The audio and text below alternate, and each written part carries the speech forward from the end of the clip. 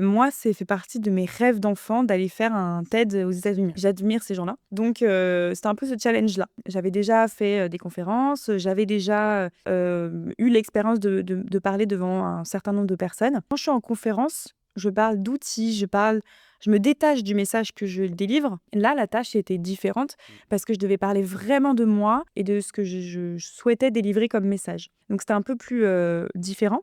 Deuxième contrainte qui, me challengeait, c'était que c'était sur un format très court. Je trouvais ça plus intimiste. Pour arriver à délivrer un message, ça a demandé des mois d'introspection. J'ai vraiment vécu ça comme une thérapie, ouais. Bienvenue dans ce nouvel épisode de Champion de ma vie où j'ai le plaisir de converser avec Jade Maréchal.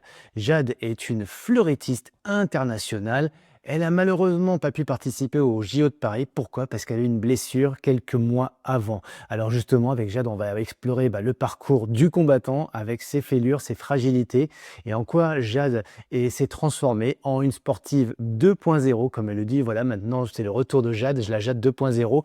Et bien en quoi elle revient plus forte, en quoi aussi son parcours d'entrepreneuse, puisque Jade a un grand parcours derrière elle d'entrepreneuse et notamment sur la conférence, elle aide les sportifs de haut niveau, elle aide surtout les entreprises à intégrer le sport de haut niveau dans leurs performances individuelles et collectives. Et elle s'est entourée pour ça de personnes comme Boris Dio, mais aussi comme Quentin Fillon-Maillet. Autant vous dire que c'est quelqu'un qui a un sacré tempérament et qui a découvert comment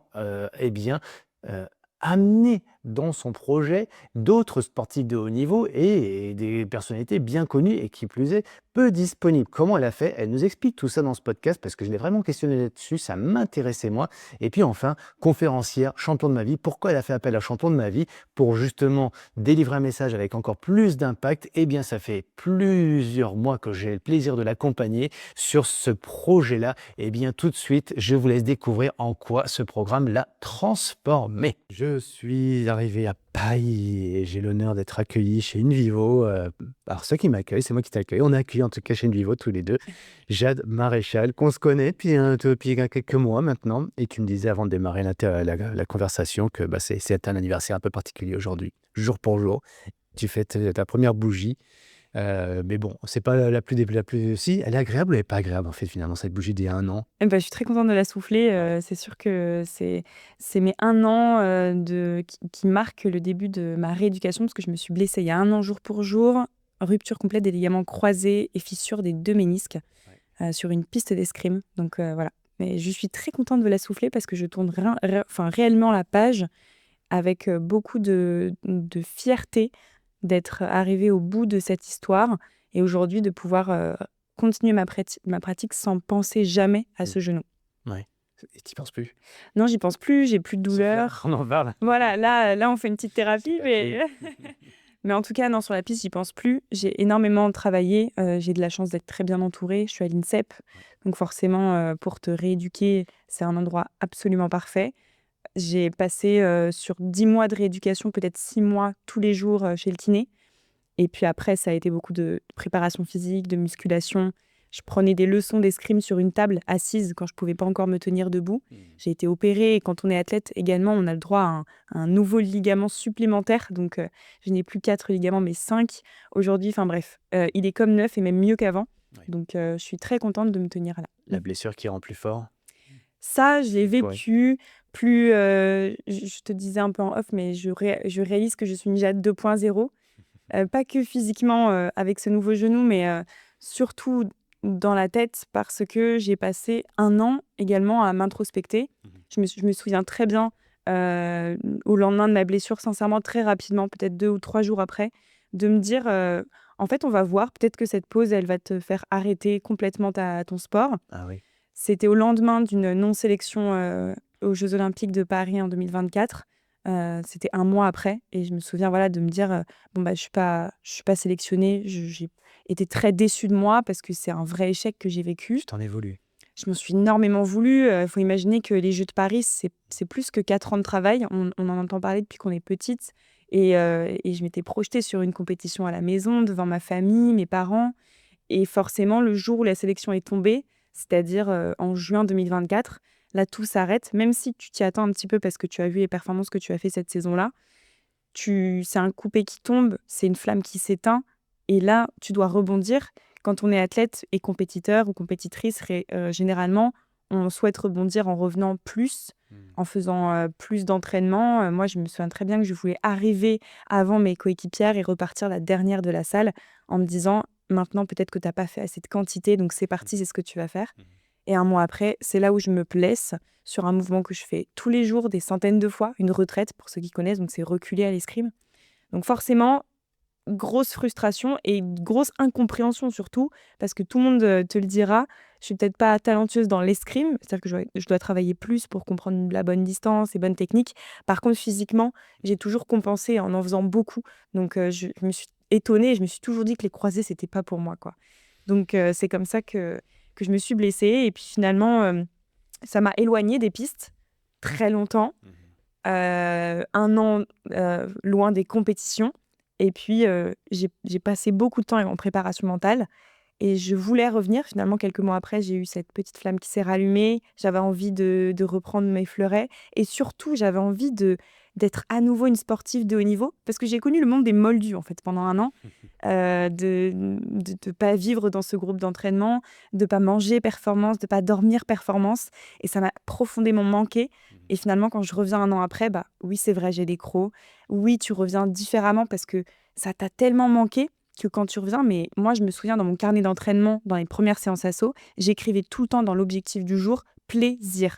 J'avais qu'une seule envie, c'est de me souvenir comment j'ai été frustrée pendant 1 an et donc du coup de goûter à chacune des touches de mon match avec un sourire d'enfant, quoi. Il y a plein de choses à raconter. Grosse énergie, un sacré tempérament, une envie de travailler.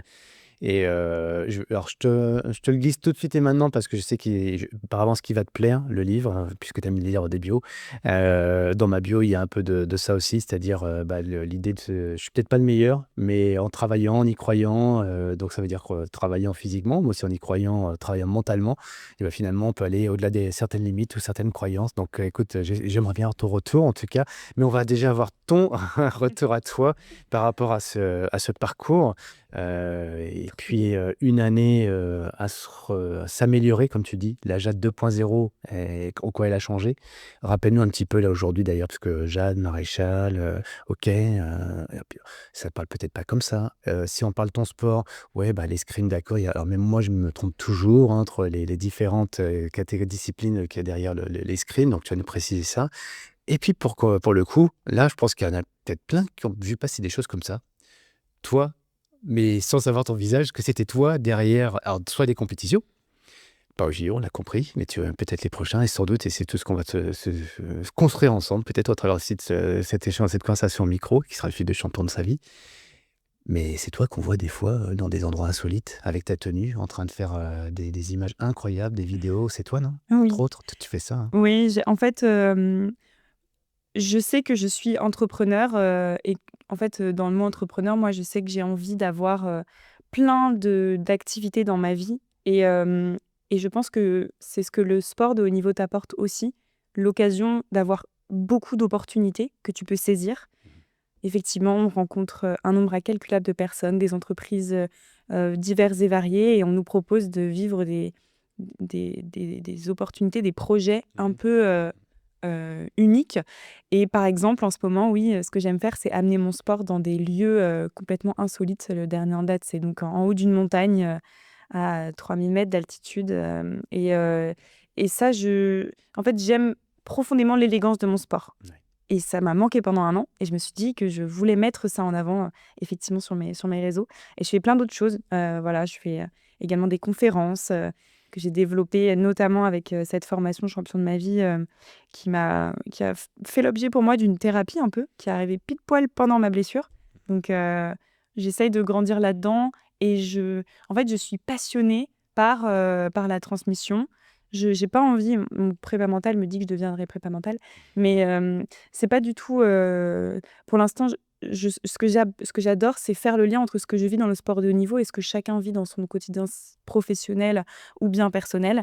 Parce que je trouve que le sport, c'est le reflet des émotions de la vie et qu'on vit tellement des montagnes russes au quotidien, parce qu'on fait tous les jours des remontadas, parce qu'on perd et qu'on fait des victoires tous les jours. Forcément, on vit des émotions, inégalées Et c'est pour ça qu'on arrive à mettre des mots plus tôt sur des émotions, qu'on arrive à trouver différents outils à utiliser dans son quotidien.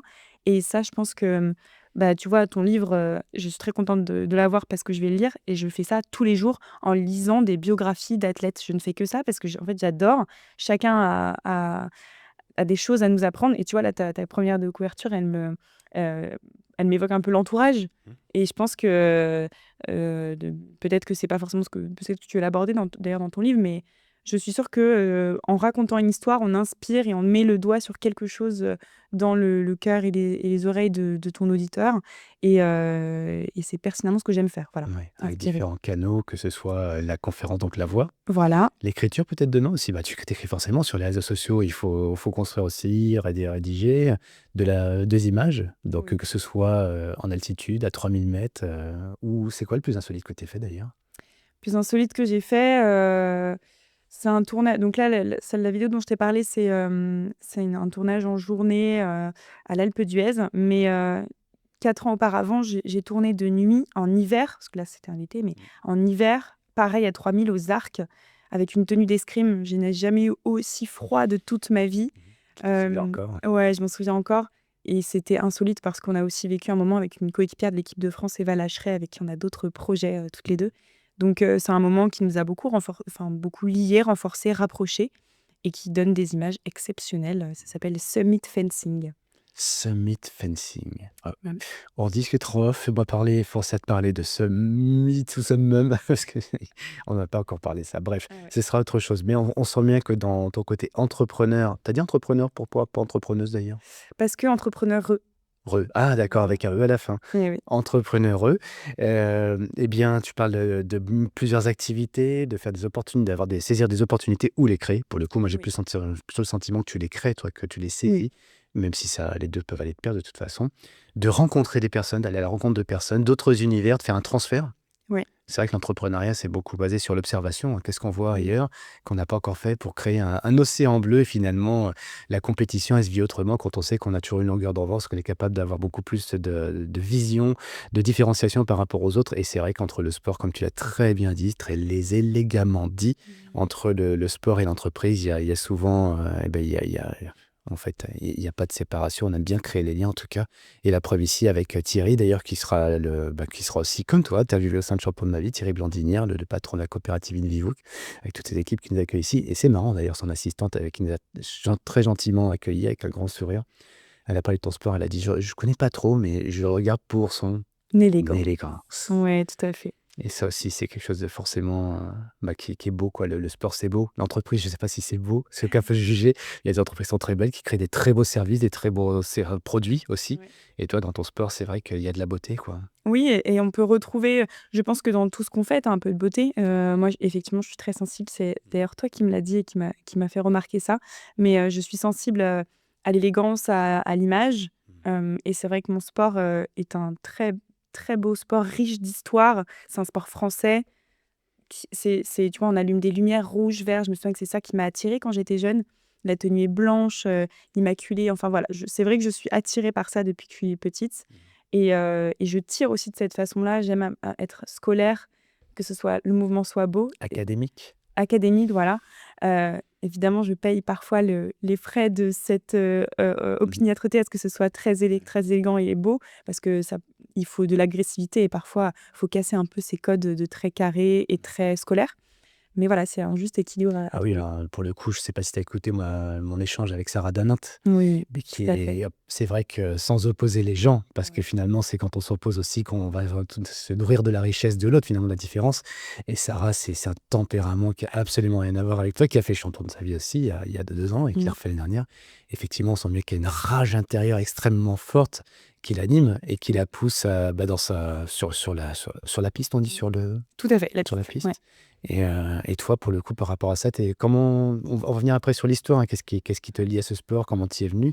Mais là, comme ça, pour te caractériser, toi, tu parles d'élégance, Oui. ce côté très, je prenais le terme scolaire académique par rapport au code de ce sport. Et qu'est-ce que tu aimerais pouvoir améliorer, toi, pour avoir le supplément qui fera que demain, tu ne seras pas une Jade 2.0, mais une 3.0? Le sport, encore une fois, reflet de la société. Mhm. tu as tous les tempéraments et même quand on regarde les champions olympiques, oui, tu as celui qui est très agressif, mais tu as aussi celui qui est plus patient, celui qui est plus aérien, l'autre qui est plus terrien, à faire beaucoup de changements d'appui. On voit de tout et c'est ça qui est super chouette. Moi, je suis quelqu'un de contre-attaquant. J'aime tendre des pièges, mais je suis à la fois très endurante, donc j'aime bien tourner autour de ma proie pendant longtemps jusqu'à ce que lui craque et là, je saisis l'opportunité.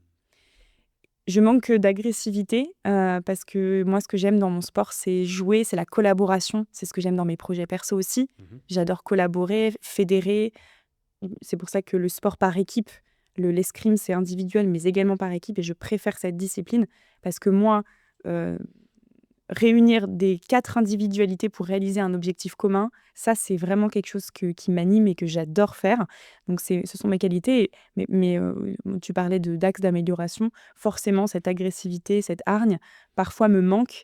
Et évidemment, c'est ce que je retrouve dans des jours de flow en compétition, parce que là, naturellement, le stress me provoque naturellement cet esprit lionne qui me permet de dépasser mes limites et de gagner ce jour-là. Ok. Eh ben, je le note. Je note, voir si on a l'occasion, quand de cette conversation, d'en parler, parce que bon, moi, ce qui m'anime sur ce podcast, en tout cas, c'est ce côté sportif avec tout l'état d'esprit qu'il y a derrière. Comment tu t'es construit cet état d'esprit, ce qu'on parlait à l'instant. Puis après, comment ça se mesure aussi ou comment ça se met en œuvre sur ton terrain de sport, ton terrain de jeu à toi, derrière le masque. Qui se cache derrière le masque? Donc justement, c'est savoir aussi, toi, ton parcours, qu'est-ce qui fait ta singularité, et qui est Jade Maréchal. Et donc voilà, que ce soit dans le sport et dans l'entrepreneuriat, parce que là, tu as parlé de multi-activités, tu as parlé de conférences. Ouais. Moi, j'ai mis création de contenu, forcément, puisque Mhm. si on suit sur les réseaux, tu racontes des histoires, pas que des vidéos. Derrière des vidéos se cache aussi une élégance, c'est-à-dire cette élégance, une personne, et avec tout ce que cette alchimie qu'il a construit. Qu'est-ce qu'il y a d'autre encore dans tes activités entrepreneuriales? Tu mettrais quoi? Avec Eva Lacherel, ma partenaire, meilleure amie, partenaire en équipe de France et associée, nous avons créé Edge Unlimited, qui est une entreprise de formation.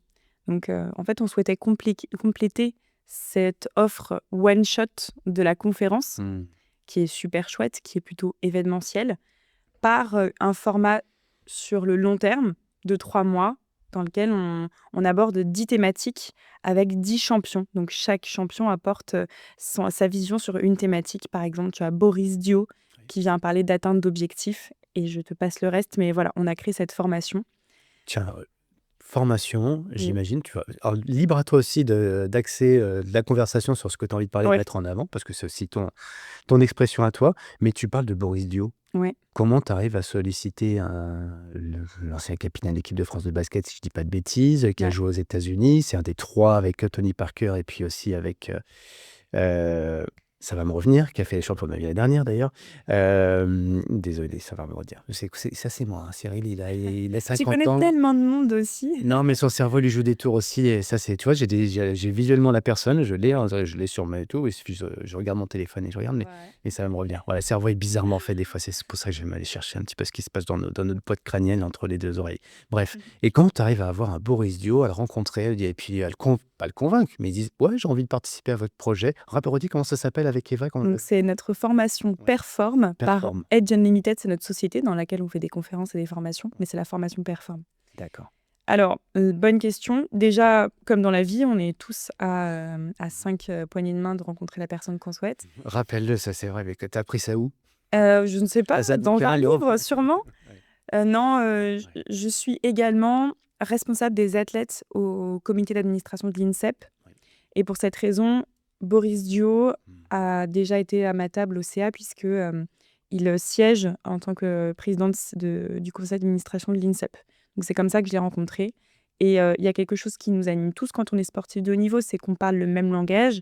Et c'est vrai que l'INSEP, c'est la terre de champions, c'est-à-dire que il y a 2 semaines, tu manges à côté de... moi aussi, j'ai perdu son nom. Un rugbyman, Antoine... c'est pas vrai, ça. Bon, bref, voilà. Nous, ça me fait un partout, voilà. Mais c'est vrai qu'on a c'est une terre de champions, mais pour autant, c'est pas l'endroit où on va venir prendre des selfies avec toutes les stars, Teddy Riner et tout ça. C'est pas l'objectif, on est là pour performer, on n'est pas là pour être dérangé. Mais quand quelqu'un a un projet qui parle du sport et qui parle encore plus de la transmission des valeurs du sport, tout le monde est partant. Donc, j'ai pas eu trop de soucis. J'ai même Quentin Fillon-Maillet dans la formation, Astrid Guyard, ça c'était plus facile. Mais voilà, plein d'athlètes connus. Mais d'accord, on va refaire un petit peu le truc là-dessus parce que tu dis, OK, allez, on est à 5 poignées de main d'une personne qu'on veut atteindre sans le savoir parce que par le réseau. Donc, j'en ai déjà un, et puis deux, et puis trois, puis après, ben, il en reste plus qu'un autre. Bon, là, ça, t'as eu un raccourci grâce à non, parce que c'est l'écosystème dans lequel tu es à l'INSEP. Et en plus, tu es active au sein du conseil d'administration.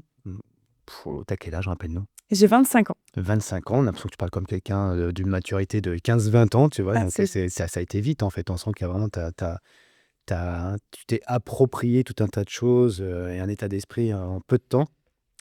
Une fois de plus, on va y revenir, hein, pour comprendre un peu la logique chronologique derrière ça. Mais Boris, tu lui présentes le truc. Ouais, c'est super, c'est génial. Je dis oui pour lui faire plaisir. Mais souvent, ça reste là. Et puis, on dit oui même. Puis on sait très bien qu'il ne se passera rien derrière parce que les gens, ils ont plein d'idées. Tout le monde a plein d'idées. Mais c'est l'idée, la mise en œuvre, c'est autre chose. Et pour le coup, toi, tu vas au bout de ton idée. Tu lui dis, Mmh. on se revoit, on prend rendez-vous. Tu me fais quoi, une masterclass que tu enregistres ou non, tu seras présent dans ton Canada, tu me mets des dates, tout est présent. Comment ça se passe? En fait, la formation, c'est un parcours de 3 mois en 3 temps. Premier temps, c'est une conférence en présentiel que nous réalisons avec Eva dans l'entreprise. Puis chaque collaborateur a accès à une plateforme de 5 modules avec 10 thématiques. Et chaque thématique est abordée par un athlète. Donc, Ouais. Boris Dio, on l'a enregistré sur 4 vidéos de 10 minutes où il explique comment il fait pour atteindre ses objectifs Ouais. en donnant des clés concrètes.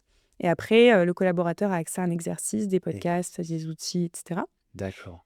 Et en fait, mon papa m'a toujours dit, «Saute dans le train qui passe». Ouais. Donc parce que forcément d'aller l'aborder, pour moi, c'est vraiment une star. Ouais. C'est quelqu'un qui a accompli des choses, incroyables dans sa vie. Mmh. Mais je me suis dit que j'aurais des regrets si je n'y vais pas. Donc voilà, j'y suis allée. Puis après, effectivement, c'est une histoire d'agenda et je pense que peut-être lui se disait: «Bon, je dis oui, mais Ouais, ouais, enfin, c'est ouais. pas trop». Mmh. Mais voilà, j'ai appelé, je l'ai revu: «Eh, dis donc, on avait dit que» et puis ça se fait. Dans le sport, dans le domaine, Mmh. dans ton domaine, de chalandise, si je peux dire, c'est facile de motiver des gens puisque vous les revoyez et puis, si tu trouves, la petite chose qui le motive, lui, c'est quelqu'un qui adore transmettre donc Ouais. c'était voilà. On avait ciblé aussi quels athlètes, pouvaient être intéressés par ce projet. Ouais. Oui, enfin les Jurassiens, ils sont tout tu as parlé de quand ta fille en maillot, Voilà. il dit pas oui comme ça, il faut passer par des agents, Oui, si on tu a arrives à leur passé dire par son faut agent. passer par son agent et tout, tu vois? C'est plus compliqué donc là aussi c'est un chemin un peu plus complexe, Oui. mais tu lâches rien. Non et puis, pour la petite histoire, quand tu as surmaillé, en plus de simplement faire cet enregistrement, on a fait une après-midi biathlon, dans son centre, au Grand Bornand, donc voilà, c'était encore plus atypique, mais parce qu'encore une fois, on parle le même langage. Ouais, bah, ouais, mais moi aussi j'ai le même langage et je peux te dire qu'il y en a certains ou certaines, j'ai du mal, alors pour moi j'essaie de mettre un peu de dire le timing, question de timing. Non, mais je pense que tu as d'autres armes, justement, on va venir à ton arme, toi, ton épée ou ton sabre ou ton fleuret. Fleuret. Le fleuret pour le coup, mais peut-être que c'est ça qui intimide les gens d'ailleurs, c'est quand tu es avec ton fleuret et tout, j'ai pas le choix, Peut-être, ouais, tu raison. j'ose pas faire ça moi. Du coup, Quentin, bah, je suis patient, je sais qu'un jour, ce sera un bon moment. Mer ouais, donc je trouve ça remarquable, moi, d'avoir donc oui, d'obtenir un oui, puis après de relancer et cetera, mais d'obtenir surtout dans ton agenda, déjà le tien, qui est déjà bien rempli, j'imagine. Enfin, c'est pas j'imagine, c'est une réalité Mmh. et puis celui de l'autre et trouver la convergence, tu vois? Le bon moment. Lui, il fait du biathlon l'hiver, donc il est pas du tout disponible sur 6 mois de l'année entre les toi, tu as tes compétitions aussi, tes entraînements. Enfin, moi, je trouve ça, je te le dis, hein, je pense que c'est un vrai savoir-faire de savoir trouver le bon timing, sans faire trop fort, trop forceps parce que sinon, bah, tu fatigues les gens, voilà, comme tu l'as dit, hein, faut savoir y faire. Oui, Mais, mais c'est une organisation et pour le coup, tu vois, je suis entourée d'athlètes à l'INSEP dans le cadre de ma casquette responsable des athlètes qui, sont insatisfaits des moyens qui sont mis en place pour eux, pour les aider. Évidemment, de moyens financiers, mais de ressources également, humaines et pour le coup, je leur dis toujours que oui, peut-être, effectivement, on n'est pas du tout comme un pays anglo-saxon, on n'est pas accompagné de la même façon. Par contre, il existe un nombre incalculable d'outils, de plateformes, d'aides financières pour le coup. Mais si toi, tu l'actives pas, aujourd'hui, un athlète, il a accès à des aides financières, qui peut être activable si tu prends un rendez-vous avec l'assistante sociale, par exemple. Tu peux, si tu as pas LinkedIn, pour moi, tu te tires une balle dans le pied quand tu es athlète. Enfin, tu peux faire des choses, toi, à ton échelle, qui vont petit à petit semer quelques petites graines et qui feront fleurir, des choses ensuite sur ton chemin. Mais on peut pas, c'est facile de dire que rien n'est fait pour toi. Et pour le coup, ça, c'est entièrement mon papa qui m'a appris ça, qu'il faut toi-même te bouger, aller toquer aux portes des entreprises pour te présenter. Alors voilà, moi j'ai commencé, j'avais 16 ans quand mon papa m'a dit, écoute, on va faire un petit dossier de partenariat, puis on va aller voir le pressing et le tabac du coin, et on va voir ce qu'ils vont dire. Et puis effectivement, je les suivis sur 2, 3 petites boutiques. Ils m'ont donné un chèque de 100 euros. Et rapidement, j'y suis allée toute seule. Et cette fierté de sortir du magasin, de montrer le chèque à papa et lui dire, bah, tiens, tu vois, j'ai réussi. Et ça a été les premiers pas. Et puis ensuite, j'ai découvert les réseaux. J'ai commencé à intervenir en entreprise parce que j'ai toujours eu ce sentiment un peu illégitime que tous les athlètes ont. C'est, ouais, non, mais attends, je vais pas demander un partenariat alors que j'ai aucune médaille. Il n'y a pas de médaille, tu es jeune, tu es dans une entreprise, là, ça commence avec 100 balles par-ci par-là, mais finalement, est-ce qu'il faut démarrer par ça pour aller après voir les grands groupes ou que eux viennent vers toi? Parce que là, si tu as le tout début, tu as 16 ans. Ouais. Aujourd'hui, est-ce que tu as envie de remercier une marque, une entreprise en particulier sans qui aujourd'hui tu ne serais pas là où tu es dans ton projet sportif? Bah, évidemment. Mon premier gros partenariat, qui est un pacte de performance, donc c'est un dispositif de l'Agence nationale du sport, Il faudrait qu'on c'est salue le BP. passage avec Voilà, Thierry Braillard et toutes les équipes. Ouais. exactement. Donc c'est la Banque Populaire Assurance, BPCE Assurance, qui m'accompagne depuis peut-être 5 ans et qui, eux, n'attendent pas des médailles olympiques pour t'accompagner. Ils attendent pas que tu aies du résultat. Voilà, Ils ont envie et de bosser avec toi. Ils ont envie de exactement. t'aider. Et pourquoi je les remercie? Parce que, donc, comme tous les athlètes, j'avais cette idée reçue de me dire, mais pourquoi ils m'accompagneraient, ils mettraient des milliers d'euros sur moi alors que je n'ai pas de médaille olympique. Mm. Un jour, j'arrive quand même à avoir ce pacte de performance, parce que je vais t'expliquer pourquoi après, mais juste l'histoire que je veux raconter, c'est les championnats de France, une année, je sais pas pourquoi j'arrive sur cette piste en ayant des contre-performances internationales quelques mois avant. Et là, je me vois me dire sur la piste, oh là là, mais ils vont être déçus de moi, BPCE va être déçu de moi, mes parents vont être déçus de moi, tous les autres petits partenaires vont être déçus de moi. Je me débranche, je perds ce match, je perds ma compète. Encore une fois, mon père vient me voir, il me dit, mais appelle-les, appelle BPCE Assurance, demande-leur pourquoi ils t'ont accompagné. Tu vas voir pourquoi ils t'ont accompagné. J'ai passé le coup de fil avec une personne avec qui je m'entends très bien dans la BPCE. Ils me disent, mais tu sais, Jade, si on avait voulu que tu nous rapportes des médailles olympiques tout de suite, en fait, on aurait pu investir sur tes 10 rainers, ils ont le budget pour. Nous, ce qu'on est venu chercher en t'accompagnant, c'est quelqu'un qui prendra du temps pour venir en entreprise et pour raconter ce que tu vis au quotidien. Et c'est pour ça que tu es avec nous et qu'on te choisit. Et là, mais depuis ce jour, j'ai compris Ça te l'importance débloque. du partenariat. Voilà. J'ai compris pourquoi les entreprises investissaient dans un athlète de haut niveau en devenir. Et depuis, je suis cool avec ça. Et limite maintenant, quand je démarche une entreprise, je leur dis que moi, la différence en me choisissant, c'est que je prendrai le temps, parce que j'aime ça, d'expliquer à vos collaborateurs ce que c'est que le sport de haut niveau, ce que c'est que le sport et pourquoi il faut se dépenser. Et en fait, les médailles, c'est la cerise sur le gâteau, pour eux comme pour moi. Mais déjà, il y a ce lien et c'est pour ça que tous les athlètes peuvent se sentir légitimes de pouvoir demander un budget à une entreprise. Ceci dit, tu arrives sur tes compétitions à l'époque avec ce sentiment pesant Ouais, que tout repose sur toi, qu'en fait ils ont investi sur toi ouais. et donc forcément tu dois leur amener un résultat. Exactement. Et qu'est-ce qui fait que ça a changé depuis? On entend dans ton parcours métier un tac aujourd'hui, quand tu remontes sur la piste, comment tu le vis différemment? Parce que quand j'ai commencé à faire des conférences, donc pourquoi j'ai fait des conférences, c'est que quand j'avais donc 16-17 ans et que j'avais ces petits fameux chèques donnés par d'abord mon papa, puis après moi avec mon papa, je me disais, mais oh là, je vais pas recevoir de l'argent et mettre un logo sur une tenue comme ça. Je me sentais pour le coup pas du tout légitime de faire ça. Et je me suis dit que j'allais simplement venir parler de ce que c'était que le quotidien d'un champion, d'un sportif de haut niveau dans une entreprise. Donc c'était sur un petit déjeuner d'une petite boîte locale dans mon village et je répondais aux questions. Et j'ai apprécié cet exercice. Donc de fil en aiguille, je me suis sentie de plus en plus à l'aise. Le Covid est arrivé, j'ai créé ma micro-entreprise de conférences et là, ça a débloqué des choses qui vont répondre à ta question. C'est que aujourd'hui, quand je fais une conférence, je vois tellement l'impact dans le regard des gens, dans les retours des gens à la fin des conférences, dans leurs questions, notamment les questions non officielles, c'est-à-dire celles qui, une fois que la conférence est terminée, tout le monde va au cocktail et tu en as toujours qui font la queue et qui viennent te voir. Et très souvent d'ailleurs, ça parle d'entourage et on me dit «Oh là, bah, moi, tu sais, ma fille, elle fait du tennis. Oh, mais qu'est-ce que tu lui dis quand elle perd qu'est-ce que je peux lui dire quand elle perd? Moi, je sais jamais quoi dire. Qu'est-ce qu'elle te dit ta maman?» Enfin, des questions un peu plus intimes et je me dis: «Mais c'est là où on a un vrai impact». C'est quand les gens se projettent sur ton quotidien à toi, qui n'a rien à voir avec le leur, mais qu'ils arrivent à avoir un petit outil, une question et tu vas débloquer des choses chez eux. Et là, je me suis dit: «OK, tu pas besoin d'être championne olympique pour ça. Tu as juste besoin de parler de ton quotidien, qui est pour le coup très atypique. Tous les sportifs de haut niveau sont quand même atypiques et c'est pour ça qu'aujourd'hui, je suis très à l'aise d'aller, démarcher des entreprises, de vendre des conférences et de vendre, bah, ma carrière, parce que j'ai besoin de vivre. Je retraduis le truc un peu, je te fais un feedback à toi Ouais. pour essayer d'imager un peu la réponse à ma question. On te voit avant avec des billets d'entreprise qui ont misé sur toi. Et là, forcément, tu te dis, ils ont mis des sous, il faut que je rapporte quelque part un investissement pour Ouais. eux, une médaille, quelque chose qui se disent, on a le sentiment d'avoir donné des sous à la bonne personne, tu vois. Ça peut foutre la pression et je le comprends. Et surtout quand on a 16, 17, 18 ans, Oui. j'imagine la pression que ça te met.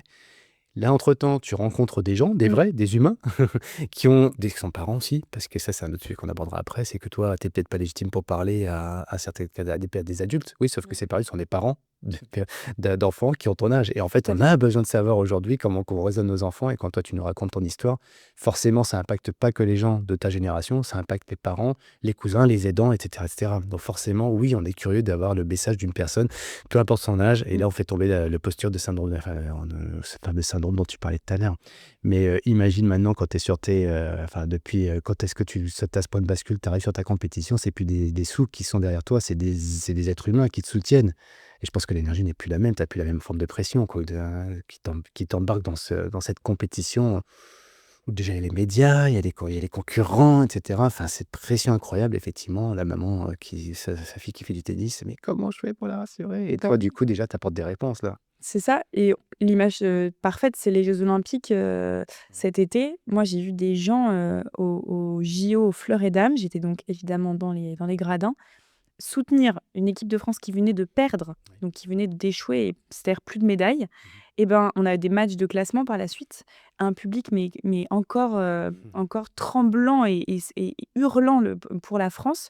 Je me suis dit: «Bah, en fait, voilà, c'est l'image typique qui prouve que les gens ne viennent pas chercher des médailles et c'est vraiment la cerise sur le gâteau. Ils viennent chercher de l'émotion, ils viennent chercher de l'inspiration et c'est vraiment ça qui maintenant me fait changer mon regard sur, le partenariat, Ton sport mécénat, différemment. et la manière évidemment dont je vis Et mon ton sport. projet, hein, comme tu disais, j'active des projets, tu crées, des projets et j'ai fait un gros zoom moi à 22 minutes, tu vois, d'enregistrement sur activer.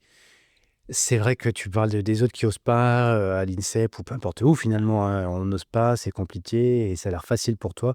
Toi, tu les réponses, c'est qu'à 16 ans, mon papa m'a dit: «Vas-y, c'est toi Mmh. qui fais, tu montes dans le train et tu arrêtes de regarder» et même si c'est pour un tout petit enjeu, mais au moins déjà, ça te crée déjà une action et quelques années après, te met toujours en mouvement. Et Ouais. pour faire brasser quelques milliers d'euros, bientôt des millions, je te le souhaite.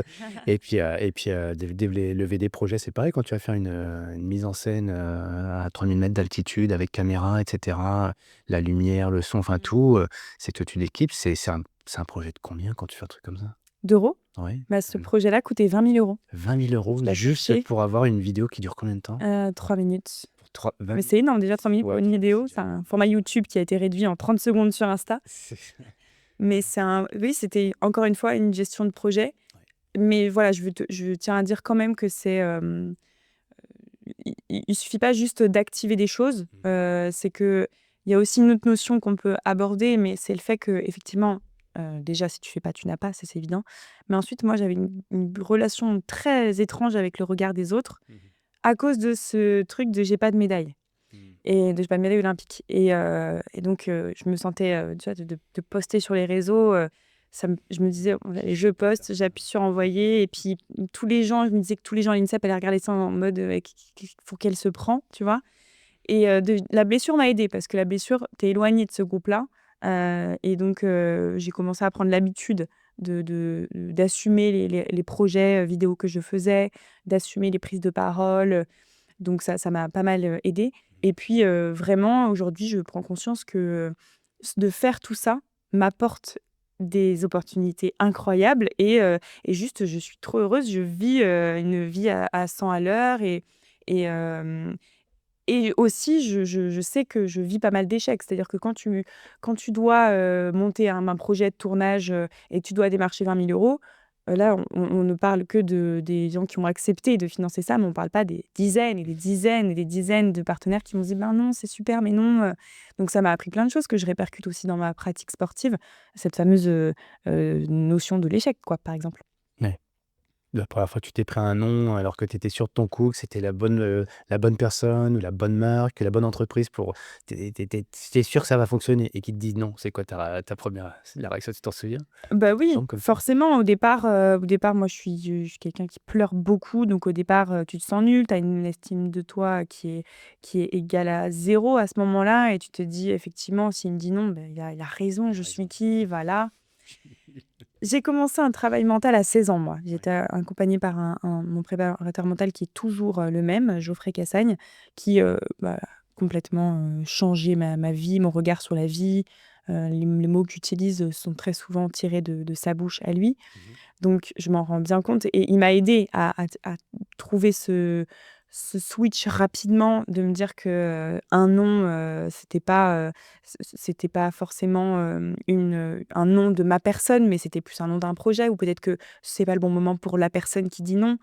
Enfin voilà, aujourd'hui, je le vis très bien et limite, aujourd'hui, je sais, quand je propose un projet, c'est OK, je sais qu'on va me dire non. Tu vois? J'attends, ça ne me fait ni chaud ni froid et je trust the process et j'avance. Par contre, c'est le message que j'ai révélé par la formation champion de ma vie, mais c'est vraiment cette idée que quand tu fais l'effort tous les jours de récolter tes fleurs, donc de récolter un apprentissage, d'apprendre une nouvelle compétence, bah, tu avances. Et même si tu avances pas aussi vite que tu le souhaites, et même si au bout du chemin, tu pas ta sélection au jeu, ta boîte, elle est pas montée, la conférence que tu as imaginé travailler pendant des années, elle est pas réussie à 100%, bah, c'est pas grave parce que tu auras récolté des fleurs, tu auras appris des compétences. Aujourd'hui, quand j'ai échoué à Paris 24 et que je me suis pas sélectionnée, mais en fait, c'est pas grave du tout. J'ai été vitreuse dans plein d'autres domaines. J'ai fait des conférences devant 1000 personnes, j'ai fait de l'escrime à 1000 mètres d'altitude, j'ai appris à lever des dizaines de milliers d'euros pour réussir à ce projet. Donc, c'est OK, Ouais, c'est OK. c'est OK. Mmh. On va parcourir avec toi ce chemin, non, semé d'embûches, oui, Oui. c'est ça et les fleurs que tu as pu récolter, mais au préalable, justement, c'est quoi ton histoire? Enfin, tu parles beaucoup de ton papa, peu de tes origines. Tu viens d'où, Jade? Je suis la cadette d'une famille de 5 filles. J'étais le 5 filles. dernier ouais, j'étais le dernier essai garçon qui n'a pas fonctionné. Je viens de Bordeaux, je suis une Bordelaise. Je suis née D'accord. à Versailles, mais à 2 ans, j'ai déménagé à Bordeaux. Mmh. Et le sport n'était pas une option dans ma famille. Mmh. Toutes les filles faisaient un sport, un instrument de musique. Mmh. Et au départ, je faisais donc du tennis. Je n'étais pas du tout performante là-dedans et j'ai suivi les pas de ma sœur qui faisait de l'escrime et qui, comme on habitait loin de la salle d'escrime, j'allais de bébé dans mon couffin à 9 ans quand j'ai commencé. J'allais tout le temps à ses entraînements, à ses compétitions. Donc, je n'ai commencé qu'à 9 ans parce qu'elle voulait pas qu'on fasse le même sport, ma sœur, pour pas qu'il y ait cet esprit de compète entre nous. Mais par contre, ça n'empêchait pas que j'ai tout appris en la regardant. Tu vois, déjà, la vision était très importante chez moi.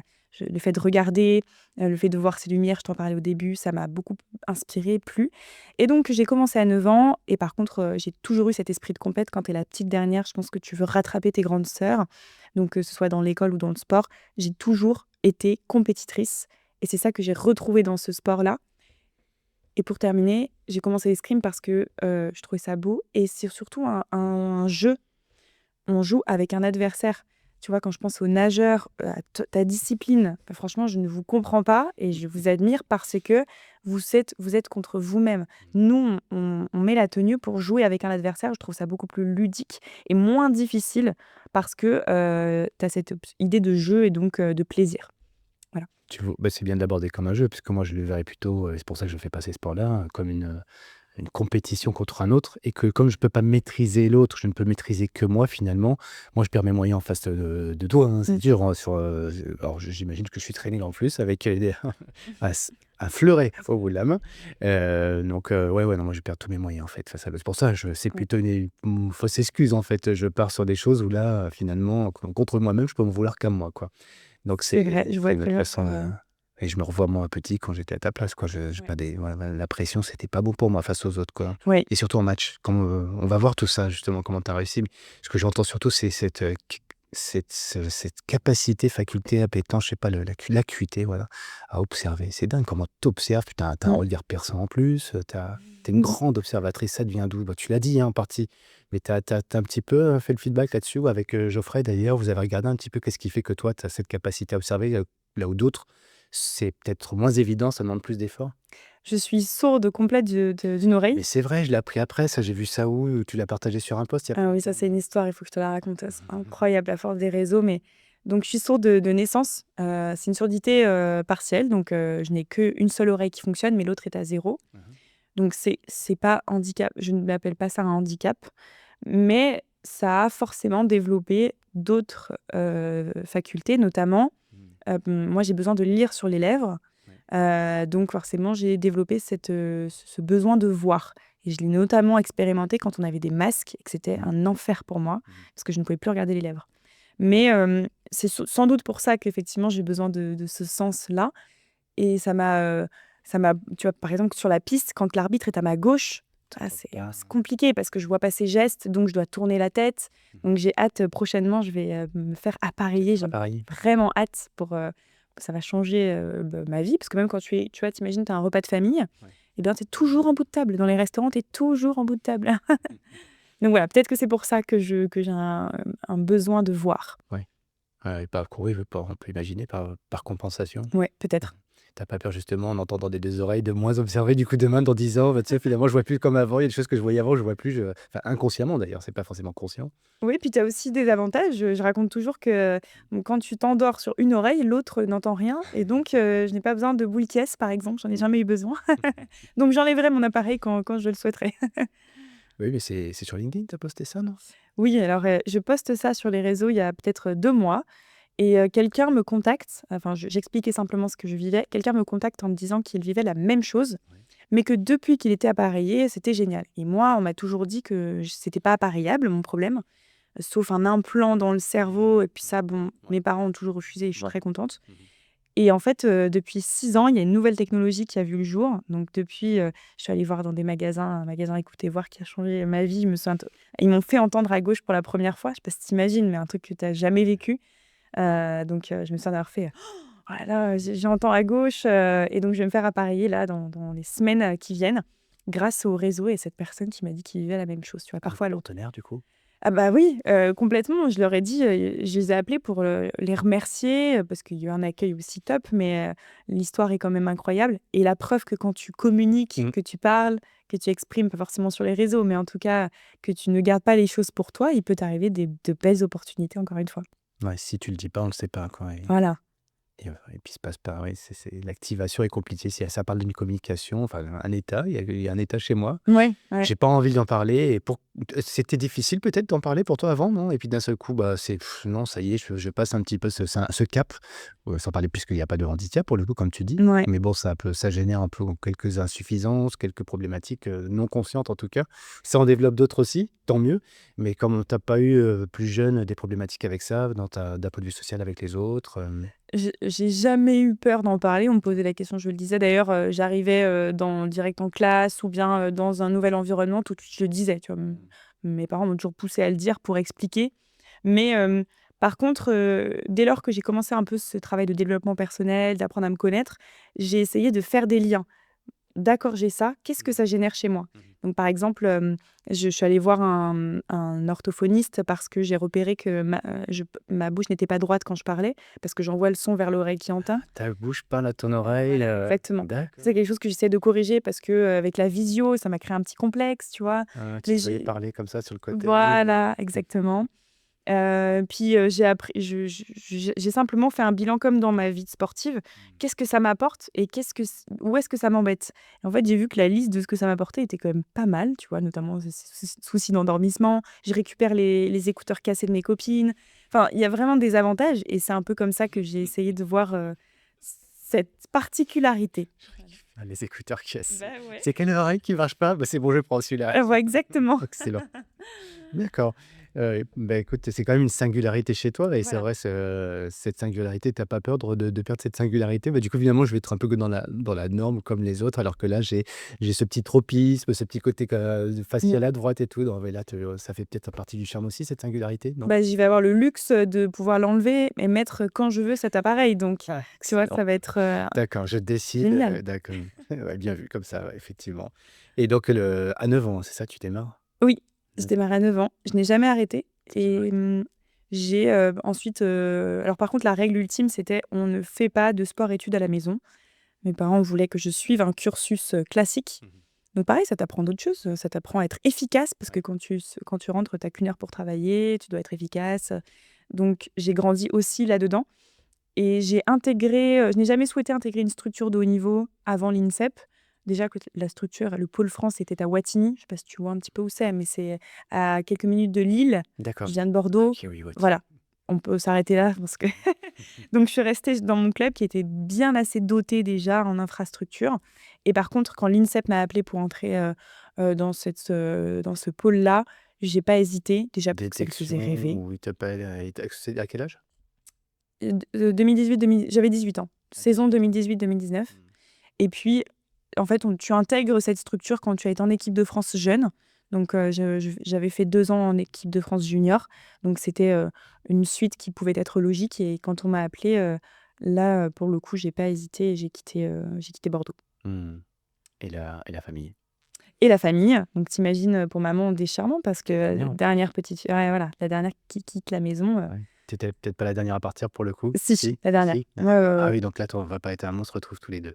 exactement. Ça a été très, très, très dur. C'est vrai parce que pourtant ton papa t'a vraiment poussé à assumer qui tu es, ce que tu veux, ton projet et tout et à être autonome, Mmh. à te prendre en main.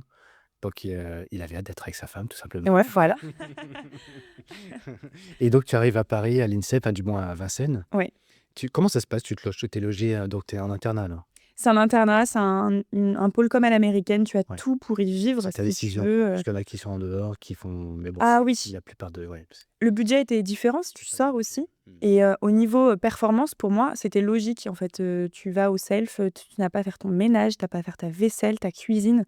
C'est quand même c'est doré la vie là-bas Mmh. et donc non, non, c'était une évidence et aujourd'hui ça fait 6 ans et je suis toujours en internat.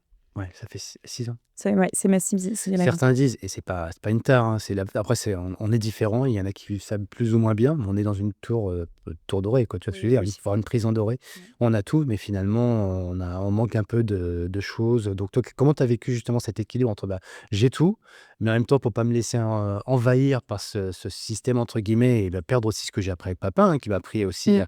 à être qui je suis, à affirmer qui je suis, à prendre mes initiatives et puis, bah, devenir entrepreneur de ma vie, Mmh. avant d'être championne de ma vie. Mmh. Et donc, comment tu vis justement cet équilibre-là? Puisque là, tu dis: «Il y a tout, je vais pas à me plaindre, mais il faut que je m'affirme aussi que c'est ton tempérament qui a suffi à ça». Comment tu te positionnais par rapport à tes confrères, tes consoeurs, tes copines, tes copains? Là, tu mets un doigt sur, quelque chose que j'ai appris, bah, tout récemment, il y a peut-être 1 an. C'est, la différence entre, un sportif de haut niveau et un champion. Pour moi, c'est que tu fais les choses qui semblent être, bonnes pour toi et non pas ce qui est prescrit pour toi par tes entraîneurs. Jusqu'à, aujourd'hui, jusqu'à, ma blessure, heu, je le suivais absolument à la lettre, au millimètre près, tout ce qu'on me disait de faire.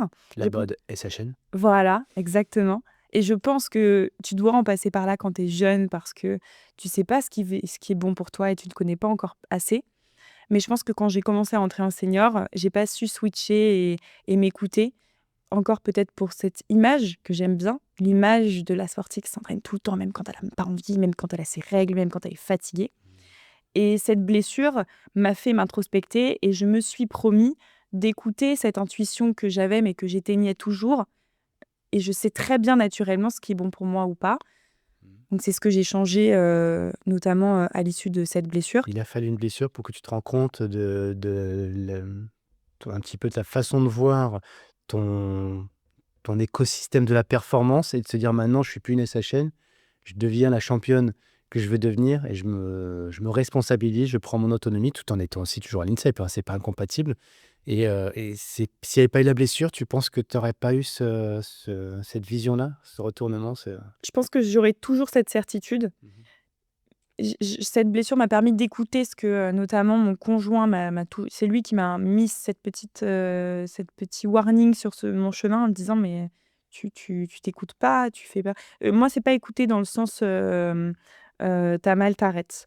Mais c'est écouter dans le sens, tu peut-être que tu as besoin, toi, d'explosivité avant ta compète et non pas de faire de la muscu.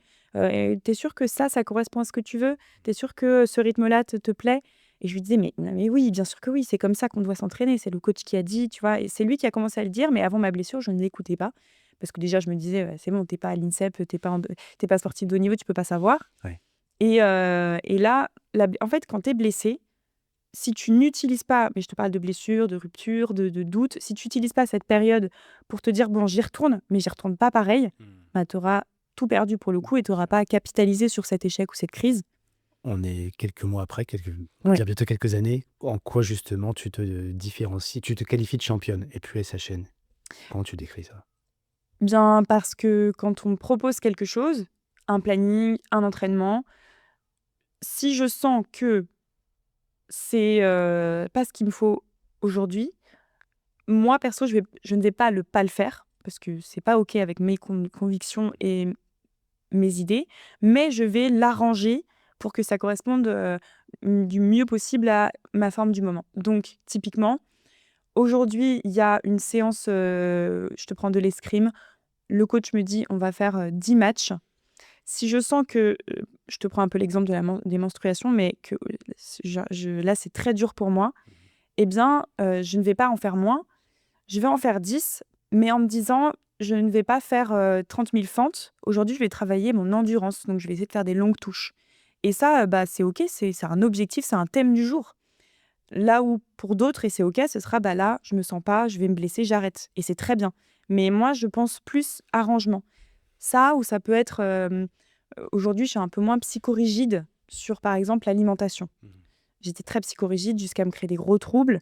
Là, tu vois, il y a quelque chose qui me fait plaisir, je le prends, mais par contre, je le prends en goûtant, mais toutes les saveurs et en profitant du moment, présent de goûter ce gâteau qui me fait tant rêver, tu vois? Mmh. Voilà, des exemples. Ouais. Quand tu as dit arranger, j'ai pensé à un rhum, du rhum arrangé. Non, quand même pas. Non, mais tu vois, je faisais l'image, parce qu'en fait, le rhum, très bien dans sa façon conventionnelle classique, c'est très bien, mais il y a pas le petit truc, tu vois, qui fait que, quoi. C'est pas moi qui l'ai fait, je l'ai pas arrangé à Oui. ma façon, donc et en fait, un truc «classique» entre guillemets, ça peut passer partout. Mais à un moment donné, ce qui fait la différence entre le SHL et le champion, c'est justement cet arrangement, c'est que c'est du personnel, c'est qu'il y a tout un tas de saveurs, de goûtures, de textures, d'ingrédients qui sont les tiens aussi. Voilà, façon rhum arrangé, voilà, qui fait que quand tu prends un rhum arrangé, je ne sais pas où, peut-être à La Réunion par exemple, bah, par rapport à un rhum que tu achètes dans les linéaires de je ne sais quelle enseigne, c'est pas tout à fait la même chose, c'est pas tout à fait la même histoire et pourtant il y a de l'humain derrière, il y a de Ouais. l'intelligence, c'est ça que je veux dire quoi, en fait, finalement l'intelligence, avec l'intelligence rationnelle, mais pas que. D'écouter son corps, la sensibilité, tu parlais de tes émotions, Mmh. heu, moi ça me parle, du coup maintenant je vais t'associer à un rhum arrangé. Terrible, c'est terrible là. Mais c'est vrai que pour le coup et c'est là où c'est compliqué pour les entraîneurs. Ouais, beh, oui. Parce que quand tu as des seniors, donc à l'INSEP, là, c'est dur de les manager parce que tu as 12 personnes qui se connaissent, qui savent très bien ce qui est bon pour elles à l'instant Ils ont T. pas de prise dessus, non? C'est quoi là? Qu'est-ce qui est difficile? Bah, c'est ça qui est compliqué, c'est de quand même entraîner un groupe. À un moment donné, tu peux pas laisser surtout un groupe d'un sport collectif, enfin, tu es obligé d'avoir un adversaire, donc tu peux pas, t'entraîner où tu veux, quand tu veux. Mmh mh. Mais à la fois, faut écouter les problématiques de chacune, écouter les envies, les besoins pour essayer de faire une mayonnaise qui prenne. Ouais. Là où quand tu es jeune, que tu as 14-15 ans, bon, que tu connais pas, là, c'est plus facile d'imposer un entraînement et d'entraîner un groupe, quoi. Ouais. Donc c'est pas facile. Tu revois un petit peu ton parcours en arrière, on va dire que la blessure, tu peux l'éviter. Tiens, je suis un petit peu ton génie et je te dis: «Tu sais qu'il va y avoir une blessure qui va arriver en 2024?» Mais tu vas apprendre ça, voilà l'enseignement que tu vas apprendre de cette blessure. Donc, à quel moment de ta vie tu sens que toi, tu switches dans une autre dimension, c'est-à-dire j'ai la petite fille, l'adolescente et puis bah, la phase adulte, préadulte. À quel moment tu aurais pu être capable, s'il y avait eu un super coach, s'il y avait eu tout un environnement et puis un génie, voilà, qui t'éclaire là-dessus, tu penses qu'à quel âge tu aurais pu avoir ce pivot dont tu parles que là, tu l'as eu par défaut. Mmh. Mais si tu l'avais pas eu par défaut, tu l'aurais eu avant, tu aurais aimé allez, je vais poser ma question de différentes façons. Tu aurais aimé l'avoir à quel âge? Tu penses que tu aurais pu l'avoir à quel âge? Et ça aurait été quoi le truc que tu aurais pu gagner, que tu as pas gagné, que tu as perdu du temps? Mmh. Attention, on ne fait pas le passé, mais Oui. c'est pour celle qui t'écoute ou celui qui t'écoute qui a 18 ans, il dit: «Tiens, ce qu'elle me dit là, ça peut être intéressant». Mmh. C'est pas du tout, inintéressant, et je me suis posé cette question quand je me suis, blessée. Mmh. Je pense que, j'ai perdu du temps. Bon, même si on est d'accord, tous les 2 pour dire que c'est pas du temps perdu, mais j'aurais vraiment aimé vivre, la prise de conscience que je suis en train de vivre quand je suis entrée à l'INSEP et donc que je suis passée senior. Voilà, peut-être 1 an après, mais j'ai vraiment, je me suis fatiguée à la tâche à faire tout ce qu'on m'a dit, qui peut-être, n'était pas optimal pour mon corps. Je pense que voilà, c'est en 2020-2021, j'aurais aimé prendre conscience de ça. Et ça aurait modifié pas mal de choses déjà dans mes performances, forcément, parce que sur la piste, tu vois, exemple encore typique, moi j'ai toujours pensé que j'avais besoin de quelqu'un derrière moi pour me dire, quoi faire, me donner des conseils en temps réel, parce que c'est comme ça que j'ai appris l'escrime. Mon coach de club était comme ça. Et en fait, aujourd'hui, je m'auto-coach, tu vois? Aujourd'hui, j'ai pas s'il y a quelqu'un derrière la piste, c'est génial, ça va m'apporter un plus, mais je ressens vraiment le fait que je me sens très autonome sur la piste, maintenant depuis ma reprise en septembre. Et ça, cette prise de conscience, c'est parce que je suis lucide sur le fait que tu peux, savoir ce qui est bon pour toi. Et aujourd'hui, un athlète senior, il a un portefeuille d'actions, un éventail de stratégies, il est autonome pour, évoluer seul. Donc j'aurais aimé en prendre conscience. Mais juste, dernier élément, c'est que l'année dernière, enfin, quand je me suis blessée, donc avant la saison des Jeux, en réalité, je savais que j'allais dans le mur, mais en fait, je savais pas pourquoi. Et là, tu as beau écouter tous les prépas mentaux, les psys, moi, je pense que j'aurais avancé comme ça jusqu'à une blessure et je l'avais annoncé, en fait. J'avais un peu dit à mon entourage en disant, «Mais en fait, là, il me faut une pause, il me faut une pause, limite, il faut une blessure parce que j'arriverai pas, moi, à arrêter toute seule. Mais là, je vais dans le mur, je sens qu'il y a plus rien, j'ai plus de vie sur la piste, j'ai plus d'évolution, j'arrivais plus à progresser, j'avais un plafond de verre que j'arrivais pas à briser». Et pourtant, je faisais tout, j'avais aucun regret, j'ai Mmh. aucun regret. Bah, tu vois, la blessure est arrivée. Ouais. Et finalement, ma question, il y aurait Yann Cucherat qui serait là, il dirait: «Non mais Cyril, de toute façon, les difficultés, bon ça c'est le minimum, mais les blessures et les échecs font partie, de l'expérience du sportif et c'est ce qui construit aussi l'état d'esprit du sportif et ce qui construit la gagne». Donc, lui, c'est vrai d'ailleurs qu'au micro, il me dit: «Moi, tu sais, il y a un geste, je l'ai répété 3000 fois, je l'ai loupé 3000 fois. Mmh. Et un jour, 3001e fois, ça passe». Forcément, tu dis: «Il y a 3000 échecs avant quand même». Donc Ouais. oui, forcément, l'échec, même si j'ai un génie sur ma route qui me dit tout faire tout comme ça, tu sens quand même qu'il va y avoir quelque chose d'imprévu et c'est dans cet imprévu qu'on va apprendre des choses aussi, quoi, heureusement. Mais c'est vrai que je me dis, c'est là où encore l'éducation doit être trop dure parce que Ouais. là, ce que je ressens moi et que peut-être j'essaye d'expliquer avec mes mots, je sais très bien que je pourrais jamais, l'expliquer à quelqu'un et qu'il faut qu'il le vive. Et donc tu as envie de lui dire: «Mais vas-y, vis des échecs». Je me suis posé la question, je me suis dit: «Mais» tu vois, j'aurais aimé avoir une plus petite période, vivre un peut-être une blessure un peu moins importante, pour avoir quand même ce temps de prise de conscience, mais que ce soit moins dur à vivre. Ouais. Mais bon, au final, c'est très bien comme ça. Mais voilà, je pense qu'il faut vivre des choses, il faut vivre des échecs et pour ça, il faut activer un certain nombre de choses. Il faut se bouger pour vivre des expériences et des aventures dans la vie pour, s'enrichir, quoi. Qu'est-ce qui t'a fait aimer ce sport? Alors ce sport dans le sport, hein, on Mmh. parle du fleuret. Pourquoi le fleuret, pas le sabre, pas le L'épée. j'oublie, L'épée. l'épée? Pourquoi? Alors on me l'a déjà dit 36 fois, hein, on me l'a Oui. expliqué 36 fois, mais à chaque fois j'oublie tellement c'est bien, c'est complexe et c'est ce qui fait le charme aussi de cette discipline, Ouais. c'est ses complexités. Pourtant, quand il y a juste à voir sur, ah bah oui, j'ai compris, dès que je vous vois, je comprends, mais si on m'explique, je comprends pas. C'est un peu Mmh. comme tu disais tout à l'heure, finalement, on a beau me dire, tant que j'ai pas vécu, j'intégrerai pas. C'est un Voilà. peu pareil, j'ai le même problème. Mais pourquoi tu es tombé en amour de ce sport-là et qu'est-ce que tu aimes tant aujourd'hui? On commence tous par le fleuret parce que c'est la zone de touche la plus petite, donc et c'est l'arme la plus légère. C'est le plastron, c'est ça? Exactement, le buste et le dos. Buste. Ah et le dos aussi, Mmh. c'est vrai. À l'époque, petit point d'histoire, on a créé le fleuret parce que l'épée, qui est l'arme de duel par excellence, donc tu pouvais tuer par n'importe quelle partie du corps, donc ça c'est l'épée, mais c'est une arme qui est blessante et lourde. Donc on a créé le fleuret. Et le fleuret, c'est léger, puis on apprend à être précis. Et petite parenthèse, le sabre, c'est une arme de cavalerie, donc tu touches tout ce qu'il y a au-dessus du cheval pour tuer ton adversaire, mais récupérer le cheval qui devenait un atout pour la guerre. Donc fin de la parenthèse, je reviens au fleuret. Donc Merci pour le ref. voilà. On commence tous au fleuret pour apprendre la précision, et puis après, en fait, c'est en fonction de la spécialité du maître d'armes de ton club. D'accord. Moi, c'était un fleurettiste, et on faisait des compétitions au fleuret dans mon club, donc j'ai simplement suivi cette voie-là. Et aujourd'hui, avec un peu de recul, c'est une arme finesse. Tu dois beaucoup faire des feintes pour aller toucher la cible. La cible est tellement petite que tu es obligé de feinter l'adversaire pour aller toucher quand même cette cuirasse, donc le buste. Donc j'aime ce côté-là. Mais j'aime toutes les armes à l'escrime. Le sabre, c'est une arme qui est un peu plus virulente, un peu plus agressive, que j'aime moins. Mais voilà, le fleuret, ça ressemble à fleur aussi. Toi, tu me l'as dit, donc peut-être tes liens, tu vois. C'était écrit, hein, moi je ne fais que lire. Voilà. Et dans toute cette élégance, alors je sais pas, la beauté du geste, parce que c'est fin aussi, Oui. c'est précis. C'est quoi l'entraînement type pour toi derrière, si on parle de finesse ou d'agilité, de précision? Qu'est-ce que tu fais comme exercice pour travailler ton mental là-dessus? Mon mental, Bah alors le mental, mais forcément qui est relié au corps, hein, c'est les oui. deux, mais comment de la rapidité, toutes ces choses-là, tu fais quoi? On travaille dans des leçons individuelles. Donc, c'est un moment de 30 à 45 minutes avec ton maître d'armes qui a un plastron rembourré. Et tu répètes le geste des dizaines et des dizaines de fois lors de la leçon. Ah oui. Et ça, on a ça 3 fois par semaine, 2 à 3 fois par semaine. C'est comme ça qu'on travaille la technique. Et après, malheureusement, comme c'est un sport avec une personne en face de toi qui n'est pas du tout là pour collaborer, eh ben, il n'y a rien de plus vrai que le combat, le match. Parce que tu as beau le faire parfaitement devant un maître d'armes qui collabore avec toi. Sur la piste, il faut que tu t'adaptes à une distance différente, une taille de plastron différente par exemple, une façon de tirer différente. Donc c'est pour ça que nous, on a un sport de longévité et plus on avance dans l'âge, plus on est fort généralement. Parce que c'est pas un sport qui demande autant de physique que des trucs de trail et tout ça. Mais par contre, c'est un sport d'expérience où si tu as vécu des centaines de fois des actions, des moments différents, des distances différentes, tu sais t'adapter beaucoup plus rapidement qu'un jeune qui commence et qui panique parce que, hop, nouvelle proposition, j'ai jamais vécu, donc comment je fais, quoi. Mmh.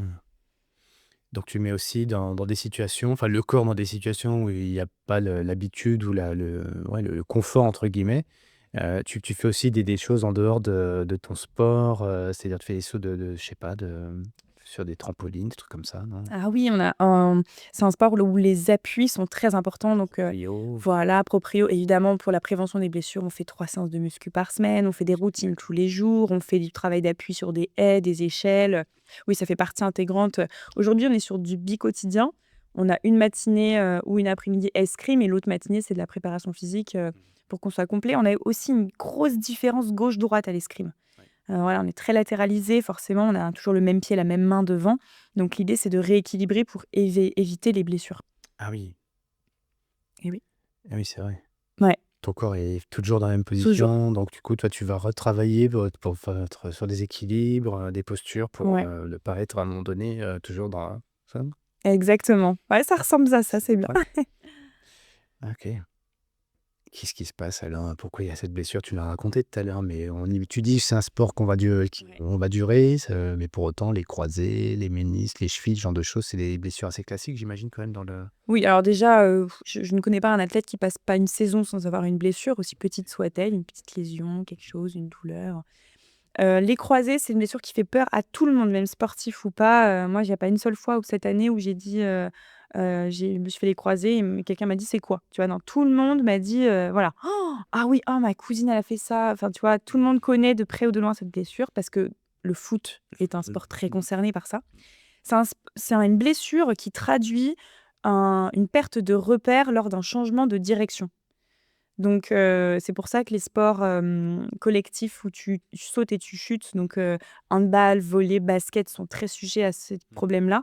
Donc ça veut dire que ça traduit quand même une fatigue, quand même, au niveau de la tête parce que ton cerveau est pas lucide 100 du temps durant ta pratique et donc durant les changements de direction. Donc il y a quand même de ça. Ça peut traduire un déficit musculaire qui permet de maintenir ta rotule en position Pour le coup, c'était pas trop mon cas. Euh, Moi, je suis un peu branchée sur la partie spirituelle. Le je nous, c'est le je et le nous. C'est un problème de relation avec toi-même. T'es pas OK avec là où tu te trouves dans l'environnement, avec les personnes avec lesquelles tu travailles, avec toi-même. Voilà. Et c'est un mouvement vers l'arrière. Donc, mon genou est parti vers l'arrière et j'ai entendu ce petit crack, quoi. Hmm. Voilà. Côté masculin, côté féminin? Ah, ça, je connais pas. Ah, d'accord. Qu'est-ce que c'est, ça? Bah, t'es exploré. Ah ouais? Qu'est-ce que Bah, c'est? on a un côté homme, un côté Ouais. dans notre corps, quoi, en fait. Donc, parfois, quand tu as une blessure d'un côté ou une problématique d'un côté, Ouais. côté masculin, plutôt côté féminin. Mais c'est universel, le côté gauche, c'est Ah, en tout cas, bah, bonne question. Je saurais pas te dire si quelle en caractéristique? Orient, tu vois, c'est la même chose. Mais moi, je lis, j'ai un bouquin, tu vois, comme ça, je Ah regarde ouais? toujours un petit peu les pathologies. Et puis, comme tu dis, le jeu de nous, ce genre de Ouais, choses. voilà, Ouais. Alors, certains vont dire, oui, c'est Psychologie Magazine. Et c'est très bien, Psychologie peut-être. Magazine. Voilà, c'est C'est de la très bien. santé. Au moins, Ouais, c'est vrai. ça te fait te C'est poser des des questions. interprétations après, voilà, c'est ça. Mm. Toi, tu te questionnes, tu n'apportes pas des réponses systématiques, mais tiens, tu essaies d'intégrer un petit peu tous les paramètres pour essayer de comprendre ou avoir un début de réponse à ce qui se passe. Ouais, Mm. exactement. Mm. Le jeu de nous, d'accord. Bon, le genou, il va bien aujourd'hui, tu disais. En fait, l'anniversaire, ça fait un an que Oui, ça y est. voilà, j'ai repris le chemin des compétitions, Est-ce exactement. que tu as parlé de troubles alimentaires, Oui. t'as parlé aussi de la déception de ne pas être aux Jeux Olympiques. Mm. S'il y avait un truc, tu vois, que tu as envie de parler ou pas d'ailleurs, mais que tu as envie de partager, parce que finalement, il y en a plein qui, c'est des sujets, on parle de REDS, enfin, chez les femmes aujourd'hui, les REDS, enfin, Mm. REDS, on dit, ce genre de choses au niveau alimentaire, tu vois, on voit des morphologies aussi dans des sports aujourd'hui, ça questionne les gens, en fait, hein. Il y a pas, ça s'explique. Mm. Mais quand même, ça peut faire parler, ça fait jaser, comme on dit, Mm. l'autre côté de l'Atlantique. Toi, par rapport à ça, que tu as envie de partager un truc, parce que c'est pas l'objet de ton parcours finalement. Toi, tu parles de plein de choses dans ton parcours, et on va y venir, justement, en quoi tu t'es révélé à toi-même par rapport à ces obstacles. Mais si tu dis franchement, il y a un truc qui m'a. Voilà, je sais pas si sur l'alimentation à l'INSEP, moi j'ai mangé à l'INSEP, je trouve qu'on mange très bien, certains sortent Très, plus très trop, bien. il y a un sacré réfectoire, il y a du choix en plus. Délicieux. Mais voilà, est-ce que dans quelle mesure, dans un sport, on peut tomber dans des problématiques alimentaires? C'est quoi? C'est le contrôle du poids? C'est un. Alors, j'ai pas un sport à catégorie de poids, Ben oui. donc on ne souffre pas tant que ça Mm. du régime strict pour perdre du poids, faire des cuts et tout ça. Ouais. Mais c'est en fonction de la conscience de chacun et chacune. Moi, j'y prêtais beaucoup d'importance. Mhm. J'y prête énormément d'importance aujourd'hui, mais plus dans l'équilibre parce Ouais. que je me suis intéressée à la micronutrition et tout ça. Donc, et puis, je vis. Quand tu fais du sport à très haut niveau, tu vois l'impact d'un verre d'alcool sur tes Ah oui, je articulations, confirme. tu vois. Et donc, c'est simplement que je suis très consciente de ce que je donne à mon corps et quelle est l'essence que je lui mets pour qu'il soit performant. Et que je suis dans cette logique de oui, je sais m'écouter. Par contre, il est impossible pour moi, dans 4 ans, de me dire, «Bah, mince, j'ai pas tout fait». Ça, c'est quelque chose, c'est vraiment pas possible D'accord. pour moi. Bon, sans regret, Voilà, j'ai fait tout ce que je pouvais voilà, dans ma démarche de performance ou d'excellence même. oui. Mm. Donc voilà, c'est les troubles dont je te parlais, mais c'est vrai que par contre, je vois d'autres sportifs où là, c'est vraiment, je vois certains plateaux, je me dis, Mm. c'est compliqué et ça fait partie des sports qui sont extrêmement durs parce que là, c'est pas juste, de la technique et de la stratégie, tu dois faire du mal à ton corps, quoi, Ouais. dans ce que tu lui donnes à manger, donc c'est autre chose, quoi. Mais pour le coup, je vis pas ça. Ouais, dans la boxe, Voilà, judo, judo, la lutte, ils sont des à terrible. la lutte, elles sont des sèches. Bon, il y a sujet à discussion. Tu parles de micronutrition, d'ailleurs, toi, comment tu as créé ton écosystème? Puisque tu as dit, justement, dans Ouais. tes enseignements, il y a l'écosystème de Mmh. l'INSEP et tu prends et c'est super. Mais à un moment donné, je veux devenir plus qu'une SHN, je veux devenir une championne de ma vie ou je veux passer par l'atelier des champions aussi, on va en parler. Hem, co Comment tu as créé ce nouvel écosystème? Tu as parlé d'un préparateur mental, donc Geoffrey, qui te suit depuis maintenant presque 10 ans, un Ouais. petit peu moins. Ouais. Comment tu as fait accepter d'ailleurs que Geoffrey t'accompagne aussi dans ton projet, alors qu'à l'INSEP, il y a toute une cellule avec des personnes, des recommandations. Comment tu fais accepter ça? Mmh. Et comment s'est constitué ton environnement? Donc tu n'as pas le choix des entraîneurs nationaux, donc on a deux entraîneurs nationaux. L'équipe médicale, tu pourrais, je pense, avoir le choix, mais en fait, il y a pas d'intérêt, tout y est, quoi. Tu as les meilleurs médecins, les meilleurs, kinés et tout ça. Donc ça, pour le coup, je fais avec ce qu'il y a à l'INSEP. La dimension mentale, c'est aujourd'hui, fortement, fortement, fortement conseillé quand tu entres à l'INSEP, on te demande si tu as un préparateur mental. Si tu n'en as pas, on te donne certaines recommandations. Il y a des psys qui sont à l'INSEP, mais moi, j'avais déjà, du coup, ce préparateur mental. tu as un lien, donc ils peuvent s'appeler entre le coach et le prépa mental. Moi, j'ai débuté ce travail-là avec ce Geoffrey parce que au lycée, sa femme était ma professeure de sport. Et elle me voyait me décomposer quand j'arrivais pas à faire le temps escompté en demi-fond, tu vois, à m'écrouler par terre en pleurant parce que j'étais nulle, parce que je disais que j'étais nulle. Et moi, je vivais comme ça quand j'étais petite, les premières compètes. S'il y avait -3 au score, sous mon masque, c'était la fontaine et on pouvait même pas me parler de quoi que ce soit. C'était fini, le match était terminé, je me débranchais, c'était pareil. Et du coup, cette femme m'a dit: «Écoute, mon mari est préparateur mental, si tu veux, j'ai son numéro». Je rentre à la maison le soir, j'en ai parlé à mes parents et j'ai appelé Geoffrey. Et c'est comme ça que ça a commencé. Geoffrey ne connaît rien à l'escrime, c'est un handballeur, entraîneur de handball. Et j'ai adoré ça, en fait, cette idée où j'ai dû expliquer mon sport, tu vois. Et ça, bah forcément, quand tu expliques, c'est comme une conférence et une thérapie. Tu mets des mots sur des trucs qui sont évidents pour toi. Donc, tu vulgarises et tu prends du recul. Ça a été ma première prise de conscience. Et le fait qu'il soit complètement en dehors des sélections, parce qu'on a beau dire, mais les personnes qui gravitent dans l'INSEP, oui, tu as un code déontologique qui est respecté, il y a rien à dire là-dessus, mais quand même, ils sont influencés par ce qu'ils voient, par ce qu'ils entendent. Et moi, je trouvais ça chouette d'avoir quelqu'un à qui vraiment je peux tout, mais tout dire, et ce sera déjà pas répété, normal, mais pas influencé par ce qu'il sait de mon sport ou par ce qu'il entend des sélections et tout ça. Donc je pense que c'est bien d'avoir cette tierce personne. Et lui, comment il dialogue avec les coachs? Ou est-ce qu'il a le dialogue ou est-ce que les coachs dialoguent avec lui? Pas du tout. Il écoute ce dont j'ai envie, ce que j'ai envie de faire, avec lui. Donc si je lui dis: «Écoute, là, il y a quelque chose que j'arrive pas trop à traduire, là, il y a quelque chose que je j'arrive pas à t'expliquer, appelle les coachs». Donc là, il va faire la démarche et les coachs également. Mais aujourd'hui, ça fait, comme tu dis, presque 10 ans, maintenant nos appels ne ressemblent pas du tout à ceux du début. Je sais un petit peu me coacher maintenant sur la partie mentale. Si je l'appelle, ça va être pour une nouvelle chose que je vis, pour, simplement parce que je lui dis bah, d'ailleurs, quand on s'appelle, on est en visio maintenant parce qu'il est à Bordeaux.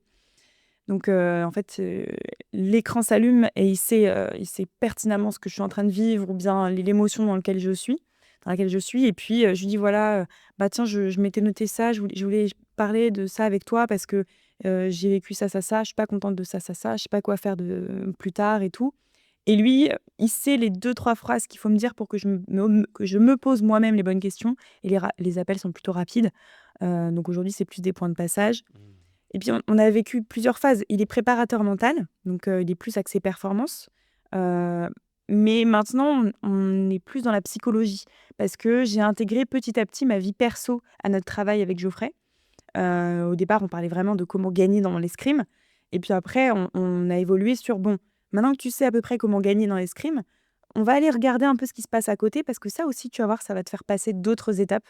Donc on est vient parler de ma famille, Mmh. des amours, de mes amis, voilà. Ouais, la psyché, enfin, tout ce qui va être le relationnel autour de toi, Voilà, et puis tu as relation avec toi-même. exactement. Ouais, ouais, ouais, tout à fait. Donc il grandit avec toi. Il grandit avec moi, il me voit grandir, c'est sûr, hein, si je me marie, il sera à mon mariage, hein, parce que, bah, il a tout vu, quoi. Ouais. C'est beau, c'est beau. Parce qu'on voit souvent des coachs, toi tu parles du préparateur mental et qui t'a accompagné, qui évolue aujourd'hui dans la Oui, dimension, «psychologique» entre guillemets, même s'il est pas psy, mais effectivement une partie beaucoup où tu parles de conversationnel en fait, ce sont des conversations. oui.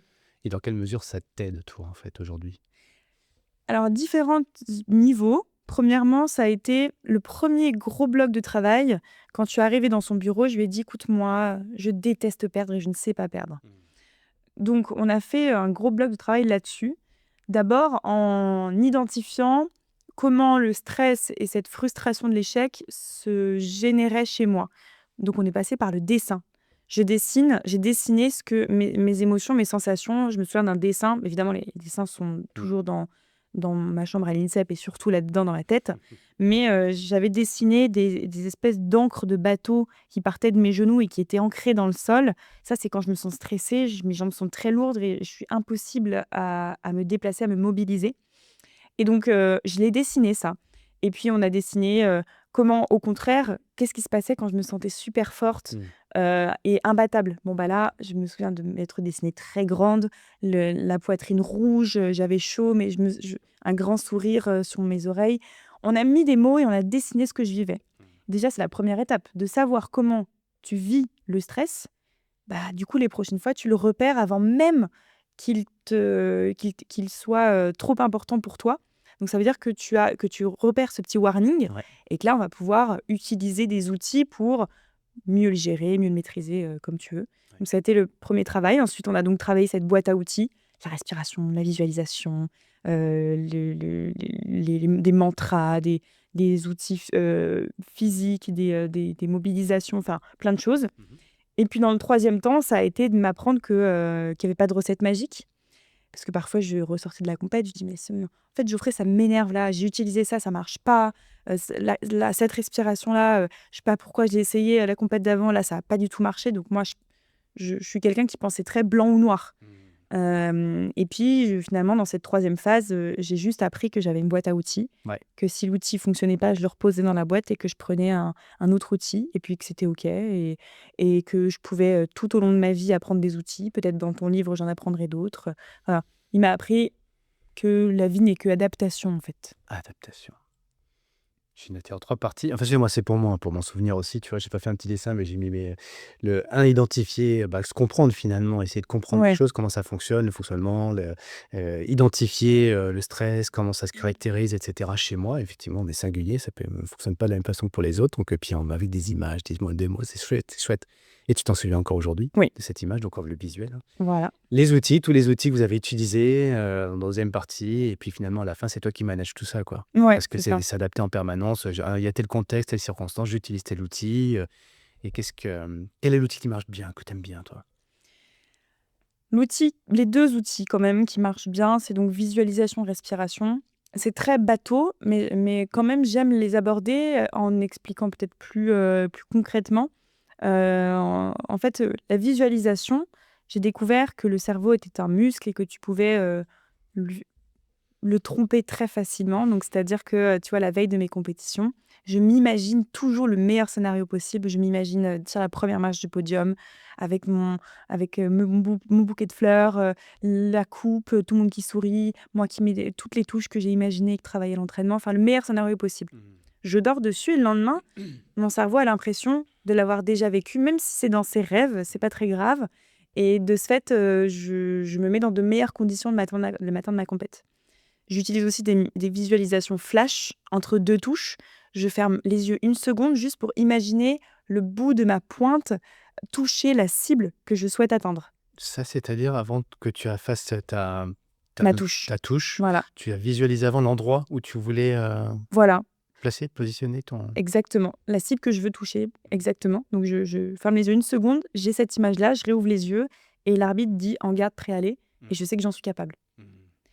Et puis, la respiration, ça, c'est quelque chose qui aujourd'hui, alors c'est un peu étrange, mais parfois, je te le disais, il me manque cette agressivité, cette hargne. Donc j'ai découvert une respiration qui faisait monter ma pression, monter ma tension, et qui générait un état d'esprit plus alerte pour aller, combattre. Donc voilà, une respiration où je fais un peu d'hyperventilation. Donc tu vois? Et ça, si tu le fais plusieurs fois, le cardio monte. Tu as l'impression que ton cerveau brille un peu, cette sensation d'hyperoxygénation qui fait que tu es plus lucide et tu es prête au combat. Le 14 octobre Oui, 2025, oui, avant de monter sur scène oui. pour délivrer un message, tu as fait quelle respiration? J'ai fait donc celle que je viens de faire. C'est vrai, tu as fait celle-là? J'ai fait celle-là. Ah oui, tu t'es mis en mode, je vais, monter Non, sur mais scène, bien je suis une sûr. guerrière, quoi. Et c'est pas tout, je vais te dire, tu vas être surpris. J'ai aussi imaginé des applaudissements dans ma visualisation, et j'ai fait, en fait, le matin de la conférence, on a fait donc un travail ensemble où tu nous parlais de comment allait se passer cette soirée, et tu as montré un exercice que tu faisais toi, je crois, avant tes prises de parole, Ouais, un petit sautillement sur ouais. place. Donc j'ai fait ça, tu vois, c'était nouveau, et j'ai essayé parce que le temps était un peu long dans ce sas où on attendait l'annonce de notre prénom. Donc j'ai fait ça, voilà. Mais je vous imagine tous le faire, ouais, sachant que le matin, on a fait, ouais, ouais. Et donc tu as fait ça et tu arrives sur scène pour délivrer un message, tu en as parlé un petit peu tout à l'heure. Oui. Qu'est-ce qui te tenait à cœur? Enfin, déjà, on va reprendre peut-être un peu la genèse. Moi, je connais un peu pourquoi tout ça, mais si on le partage un petit peu à ceux qui t'écoutent là, pourquoi cette nécessité d'aller sur scène alors que tu es déjà conférencière, tu es Mmh. entrepreneuse, tu as 25 ans, tu as une aisance oratoire, tu as compris beaucoup de choses à la vie de par tes expériences. Mmh. Évidemment, il y a encore plein de choses à découvrir, on est d'accord là-dessus, mais déjà à 25 ans, tu as fait un grand pas Pourquoi, finalement rajouter ce besoin de c'est pour, chercher quoi? Un stress en plus? C'est pour, finalement tout le monde a peur d'aller sur scène et donc finalement, bah, allez, allons-y. Qu'est-ce qui te motive à aller là-bas? Alors déjà, l'exercice TEDx, parce que c'était un peu un format TEDx, Mmh. moi, c'est fait partie de mes rêves d'enfant d'aller faire un TED aux États-Unis. À 12 tout est. Parce que je regardais sur YouTube, je sais pas, j'aime Mmh. Ah ouais. j'admire ces gens-là. Donc c'était un peu ce challenge-là. Ensuite, effectivement, je savais que, j'avais déjà fait, des conférences, j'avais déjà, eu l'expérience de parler devant un certain nombre de personnes. Mais je voulais travailler autre chose, c'est-à-dire que quand je suis en conférence, je parle d'outils, je me détache du message que je délivre en disant que c'est tous les sportifs de haut niveau qui vivent ça. Là, la tâche était différente parce que je devais parler vraiment de moi. Enfin, j'avais choisi de parler vraiment de moi et de ce que je souhaitais délivrer comme message. Donc c'était un peu plus, différent. Deuxième contrainte qui me challengeait, c'était que c'était, sur un format très court, sans, forcément de présentation PowerPoint derrière et d'ailleurs on en a un peu parlé.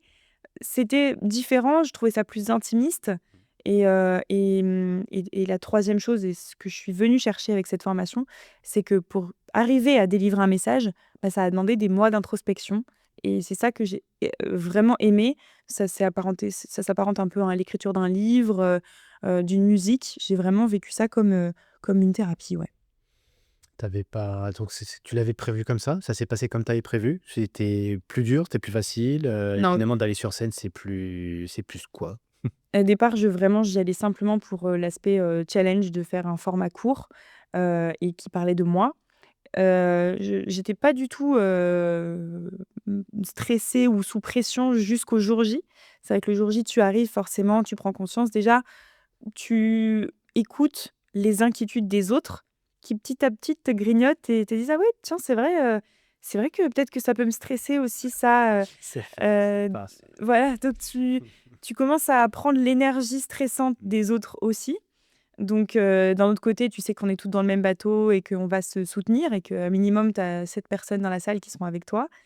Donc petit à petit, j'ai ressenti un peu cette pression. Tu as, la salle était telle que c'était comme un théâtre, donc mmh. où les gens sont, évidemment là pour t'écouter. Donc déjà, ils partent positivement. C'est pas comme dans une formation où les collaborateurs ne sont pas forcément tous, Mmh. «bénévoles» entre guillemets ou volontaires à venir t'écouter. Là, ils le sont. Donc c'était plutôt dans une ambiance, agréable, on va dire. Mais c'est vrai que ces 5-10 minutes dans le petit sas avant de parler, avant de passer la porte, tu nous avais prévenus et je pensais pas le vivre. Mais c'est vrai que je me suis dit: «Qu'est-ce que je fais là?» Voilà, c'est, 7 minutes, et tu nous l'as dit, et c'est vrai que tu te dis, «Pourquoi je m'inflige ça?» Et sûrement que tu as dû vivre la même chose avant le départ de ta course, moi le matin de ma compète. On se demande juste, pourquoi on va se mettre dans des émotions comme ça? Mmh. Et au final, je me suis accrochée à la sensation que j'allais avoir après et de me dire: «Tu vas être trop contente quand tu auras dit ton dernier mot et que tu auras ce sentiment de l'avoir fait, tu seras fière de toi». Et alors, ce dernier mot, il t'a libéré? Bah, pour moi, ça s'est extrêmement bien passé. Mmh. J'ai dit tout ce que je voulais dire de la forme dont je le souhaitais et j'ai eu les réactions attendues. Donc forcément, le meilleur scénario que je m'étais imaginé a fonctionné. Donc c'était une vraie grande fierté. Et je pense que même ceux qui n'ont pas forcément, évoqué le message escompté ou de la manière dont ils l'avaient écrit, étaient satisfaits d'eux parce que ça reste une tâche d'effectuer, ça reste un dépassement de soi et même si, ils n'ont pas eu l'objectif peut-être atteint, ils ont appris et ils se sont révélés d'une certaine manière durant cet exercice. Donc tout le monde a été gagnant dans l'histoire Mmh. et moi pour le coup, j'avoue que c'était un des meilleurs souvenirs de ma vie, je pense. Il y en aura d'autres à venir. Et il y en aura bien d'autres, bien sûr. Mais pour l'instant, celui-ci a été marquant. Voilà. Moi, je vais pas trop te questionner sur ce que tu as raconté Mmh. parce que finalement, on va le trouver, tu vas le mettre, j'imagine, sur ta Oui, chaîne bien sûr. YouTube? Bien sûr, oui, Tu as une chaîne YouTube en oui. plus de tes comptes et réseaux sociaux? Voilà, mais c'est plus pour, moi, c'est une bibliothèque, Ouais. mais je la publierai évidemment. Tu publieras? D'accord. Eh ben, écoute, on essaiera de de synchroniser nos communications, si Voilà. tu veux bien, sur ce podcast. Comme ça, ceux qui écoutent là en ce moment, ou qui écouteront peut-être dans 6 mois, dans un mois, non, et ah tiens, il y aura le lien pour Tout à écouter fait. ta conférence signature Mmh. avec ce que tu nous as dit tout à l'heure finalement. Donc tu nous as mis un peu sur le chemin, puisque justement c'est l'histoire de ton chemin, avec des fleurs que tu as récoltées, et qu'est-ce qu'elles t'ont amené, quel enseignement, et à la fin finalement c'est quoi le message que tu as envie de nous partager. Mais justement, il y a le message que tu as envie de partager, mais il y a celui que les gens reçoivent, comme tu as dit tout à l'heure. Mmh. Alors c'était quoi les témoignages? Qu'est-ce que tu as eu comme feedback? Qu'est-ce qui t'a touché? J'ai été touchée par, une personne, parce qu'après il y a eu un petit cocktail. C'est toujours comme ça que ça se passe derrière en conférence, qui m'a fait le parallèle avec ce qu'elle vivait dans le monde de professionnel, dans son travail, où elle avait choisi, de changer de vie parce que, elle ne se plaisait plus là où elle était. Et pour le coup, elle a pas eu de blessure, mais elle a eu un événement personnel dans sa famille qui lui est arrivé, qu'elle a vécu exactement comme moi, je l'ai vécu par la blessure. Et elle m'a dit s'être, retrouvée dans mon parcours, donc ça, c'est la première étape qui m'a touchée.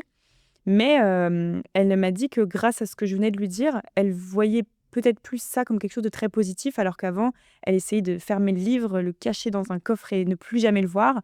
Alors que là, elle me dit: «Ah bah, tu vois, en fait, j'arrive maintenant à accepter que c'était la meilleure chose qui avait pu m'arriver et qu'aujourd'hui, effectivement, moi aussi, j'ai l'impression d'être différente grâce à cet, échec ou désillusion que j'ai vécu dans ma vie». Mmh. J'aime beau j'aime bien le terme que tu viens de délivrer là, Mmh. désillusion. Mmh, mmh mh.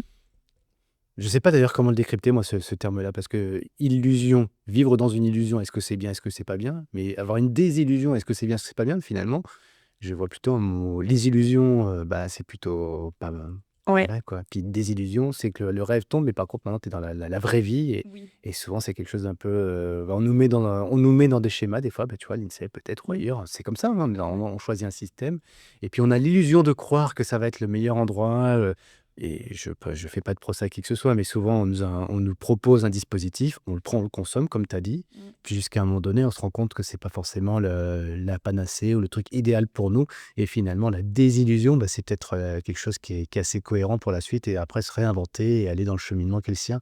Aujourd'hui, c'est quoi tes projets? Puisque si on doit tu t'en as parlé en préambule de pas mal d'activités, mais si tu as un ou 2 projets qui te tiennent à cœur là, que tu as vraiment envie de véhiculer, tu dis: «Ceux-là, ça vaut vraiment le coup que j'aille jusqu'au bout et je suis déterminé plus que jamais». Alors il y a eu la réparation, tu es allé au Cap, Cap-Breton, ouais, j'ai fait un petit Breton? séjour pour sortir de ma bulle de l'INSEP. Ouais, quand même, il t'a envoyé un peu là-bas, parce qu'il paraît que c'est plein de bons souvenirs en général. Ce qui se Oui. passe à Cap-Breton reste à Cap-Breton, donc on ne dira pas tout.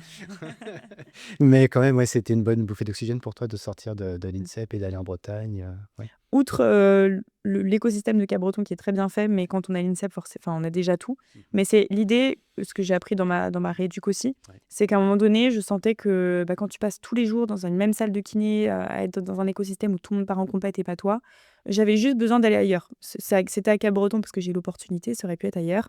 Mais encore une fois, j'ai écouté mon intuition, ça a été les premières fois où j'ai dit: «Bon, en fait, vous me dites de faire ça, mais là, je pense que j'ai besoin de sortir et de partir».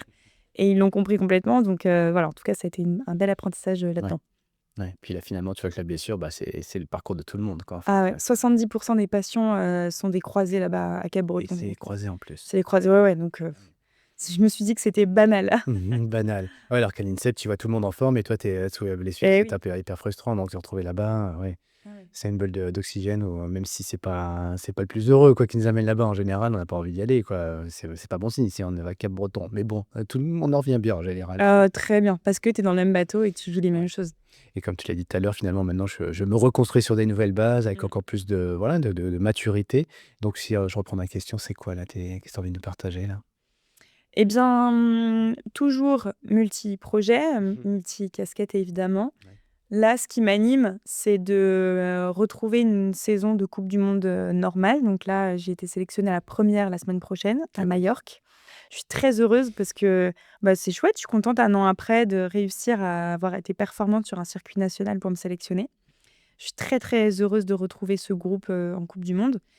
Donc ça va être ma première mission cette année, de retrouver pleinement mon niveau et peut-être même plus parce que j'ai l'impression d'avoir progressé techniquement. Maintenant, il faut que ça se répercute dans les matchs. Et à côté de cela, ça va être de poursuivre, le développement, professionnel de notre entreprise, avec Eva. Et la priorité ultime, ça va être, de faire les choses en suivant mon intuition. Ouais. C'est un peu le message que je me véhicule à moi et que j'aimerais véhiculer, c'est qu'on sait tous ce qui est bon pour nous. L'enjeu, c'est de savoir le communiquer et en être persuadé. Parce que même si tu es dans le faux, en fait, si tu le fais parce que tu es persuadé que c'est bien de le faire, tu le feras toujours avec plus d'énergie et donc parfois plus de réussite. Mmh. Ouais, c'est ce que me disait Tom. C'est diffusé aujourd'hui d'ailleurs l'épisode avec Tom Rajaïona, que tu Ok. connais.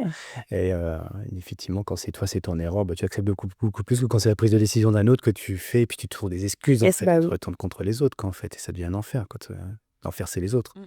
Mais le bonheur, le paradis, il est à l'intérieur. Donc, encore prêt à creuser en toi. Voilà, exactement. Ah oui, oui, oui. Je sais que c'est très riche de Mm. creuser dans soi. Donc, je n'arrêterai pas. Ouais.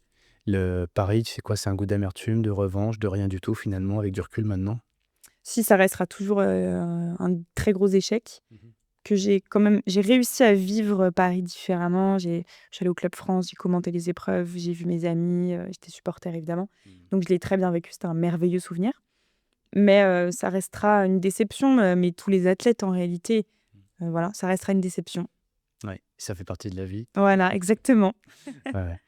Et là, justement, est-ce que tu te mobilises comment par rapport à ça? Je sais pas, que ce soit Los Angeles ou autre finalement, ou les coupes du monde, les championnats, qu'est-ce qui te qu'est-ce qui brille le plus? Même si, bah oui, des fois ça brille, mais ça peut être des désillusions, comme on disait tout à l'heure, mais qu'est-ce qui brille le plus au fond de toi là? Ce qui brille le plus, c'est les Jeux olympiques de 2028. C'est ça qui me c'est vraiment l'objectif que j'ai envie d'atteindre.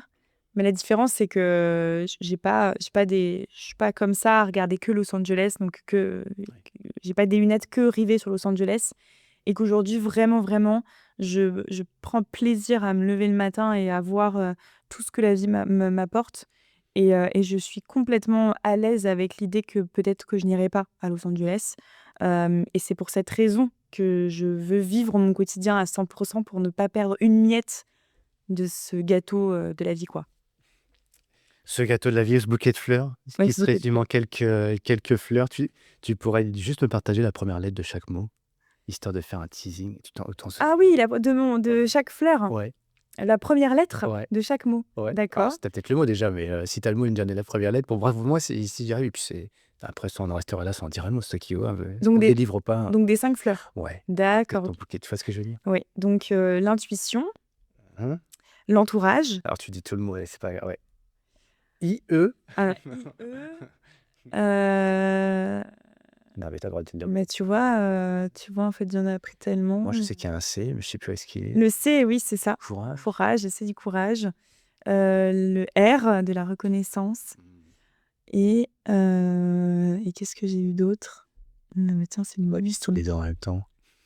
c'est marrant ça. Reconnaissance, entourage, intuition, courage, hem, Alors, on va donner envie à tout le monde d'aller l'écouter pour bah, ouais, donner les tu vois? dernières. Allez, je vais faire ça après, hein. En tout cas, moi, je te fais un petit feedback comme ça et puis pour vous aussi, pour vous me donner envie peut-être d'aller voir, le porteur de bouffe de fleurs. Oui, c'est vrai. Parce qu'en fait, ça a marqué tout le monde. Ah, c'est bien les fleurs, enfin, c'est le moment marquant, en fait. Comme quoi, quand on fait des éléments scéniques, il faut savoir, bah, effectivement mettre des mots, parfois c'est aussi mettre des images, voir des vidéos ou alors même pour, faire des choses sur scène et c'est ce que tu as fait. Donc c'était très scénarisé et ça a beaucoup marqué les gens et ça crée, bah, une fois de plus, l'élégance de ta marque et de fabrique. Donc merci, Jade, de nous avoir partagé au ce micro le champion de ma vie et ton parcours. Je ne voudrais pas vous oublier de parler de l'Atelier des champions parce que aussi ça a contribué, toi, à ton mindset de championne. Ouais. C'est quand tu as découvert l'Atelier des champions?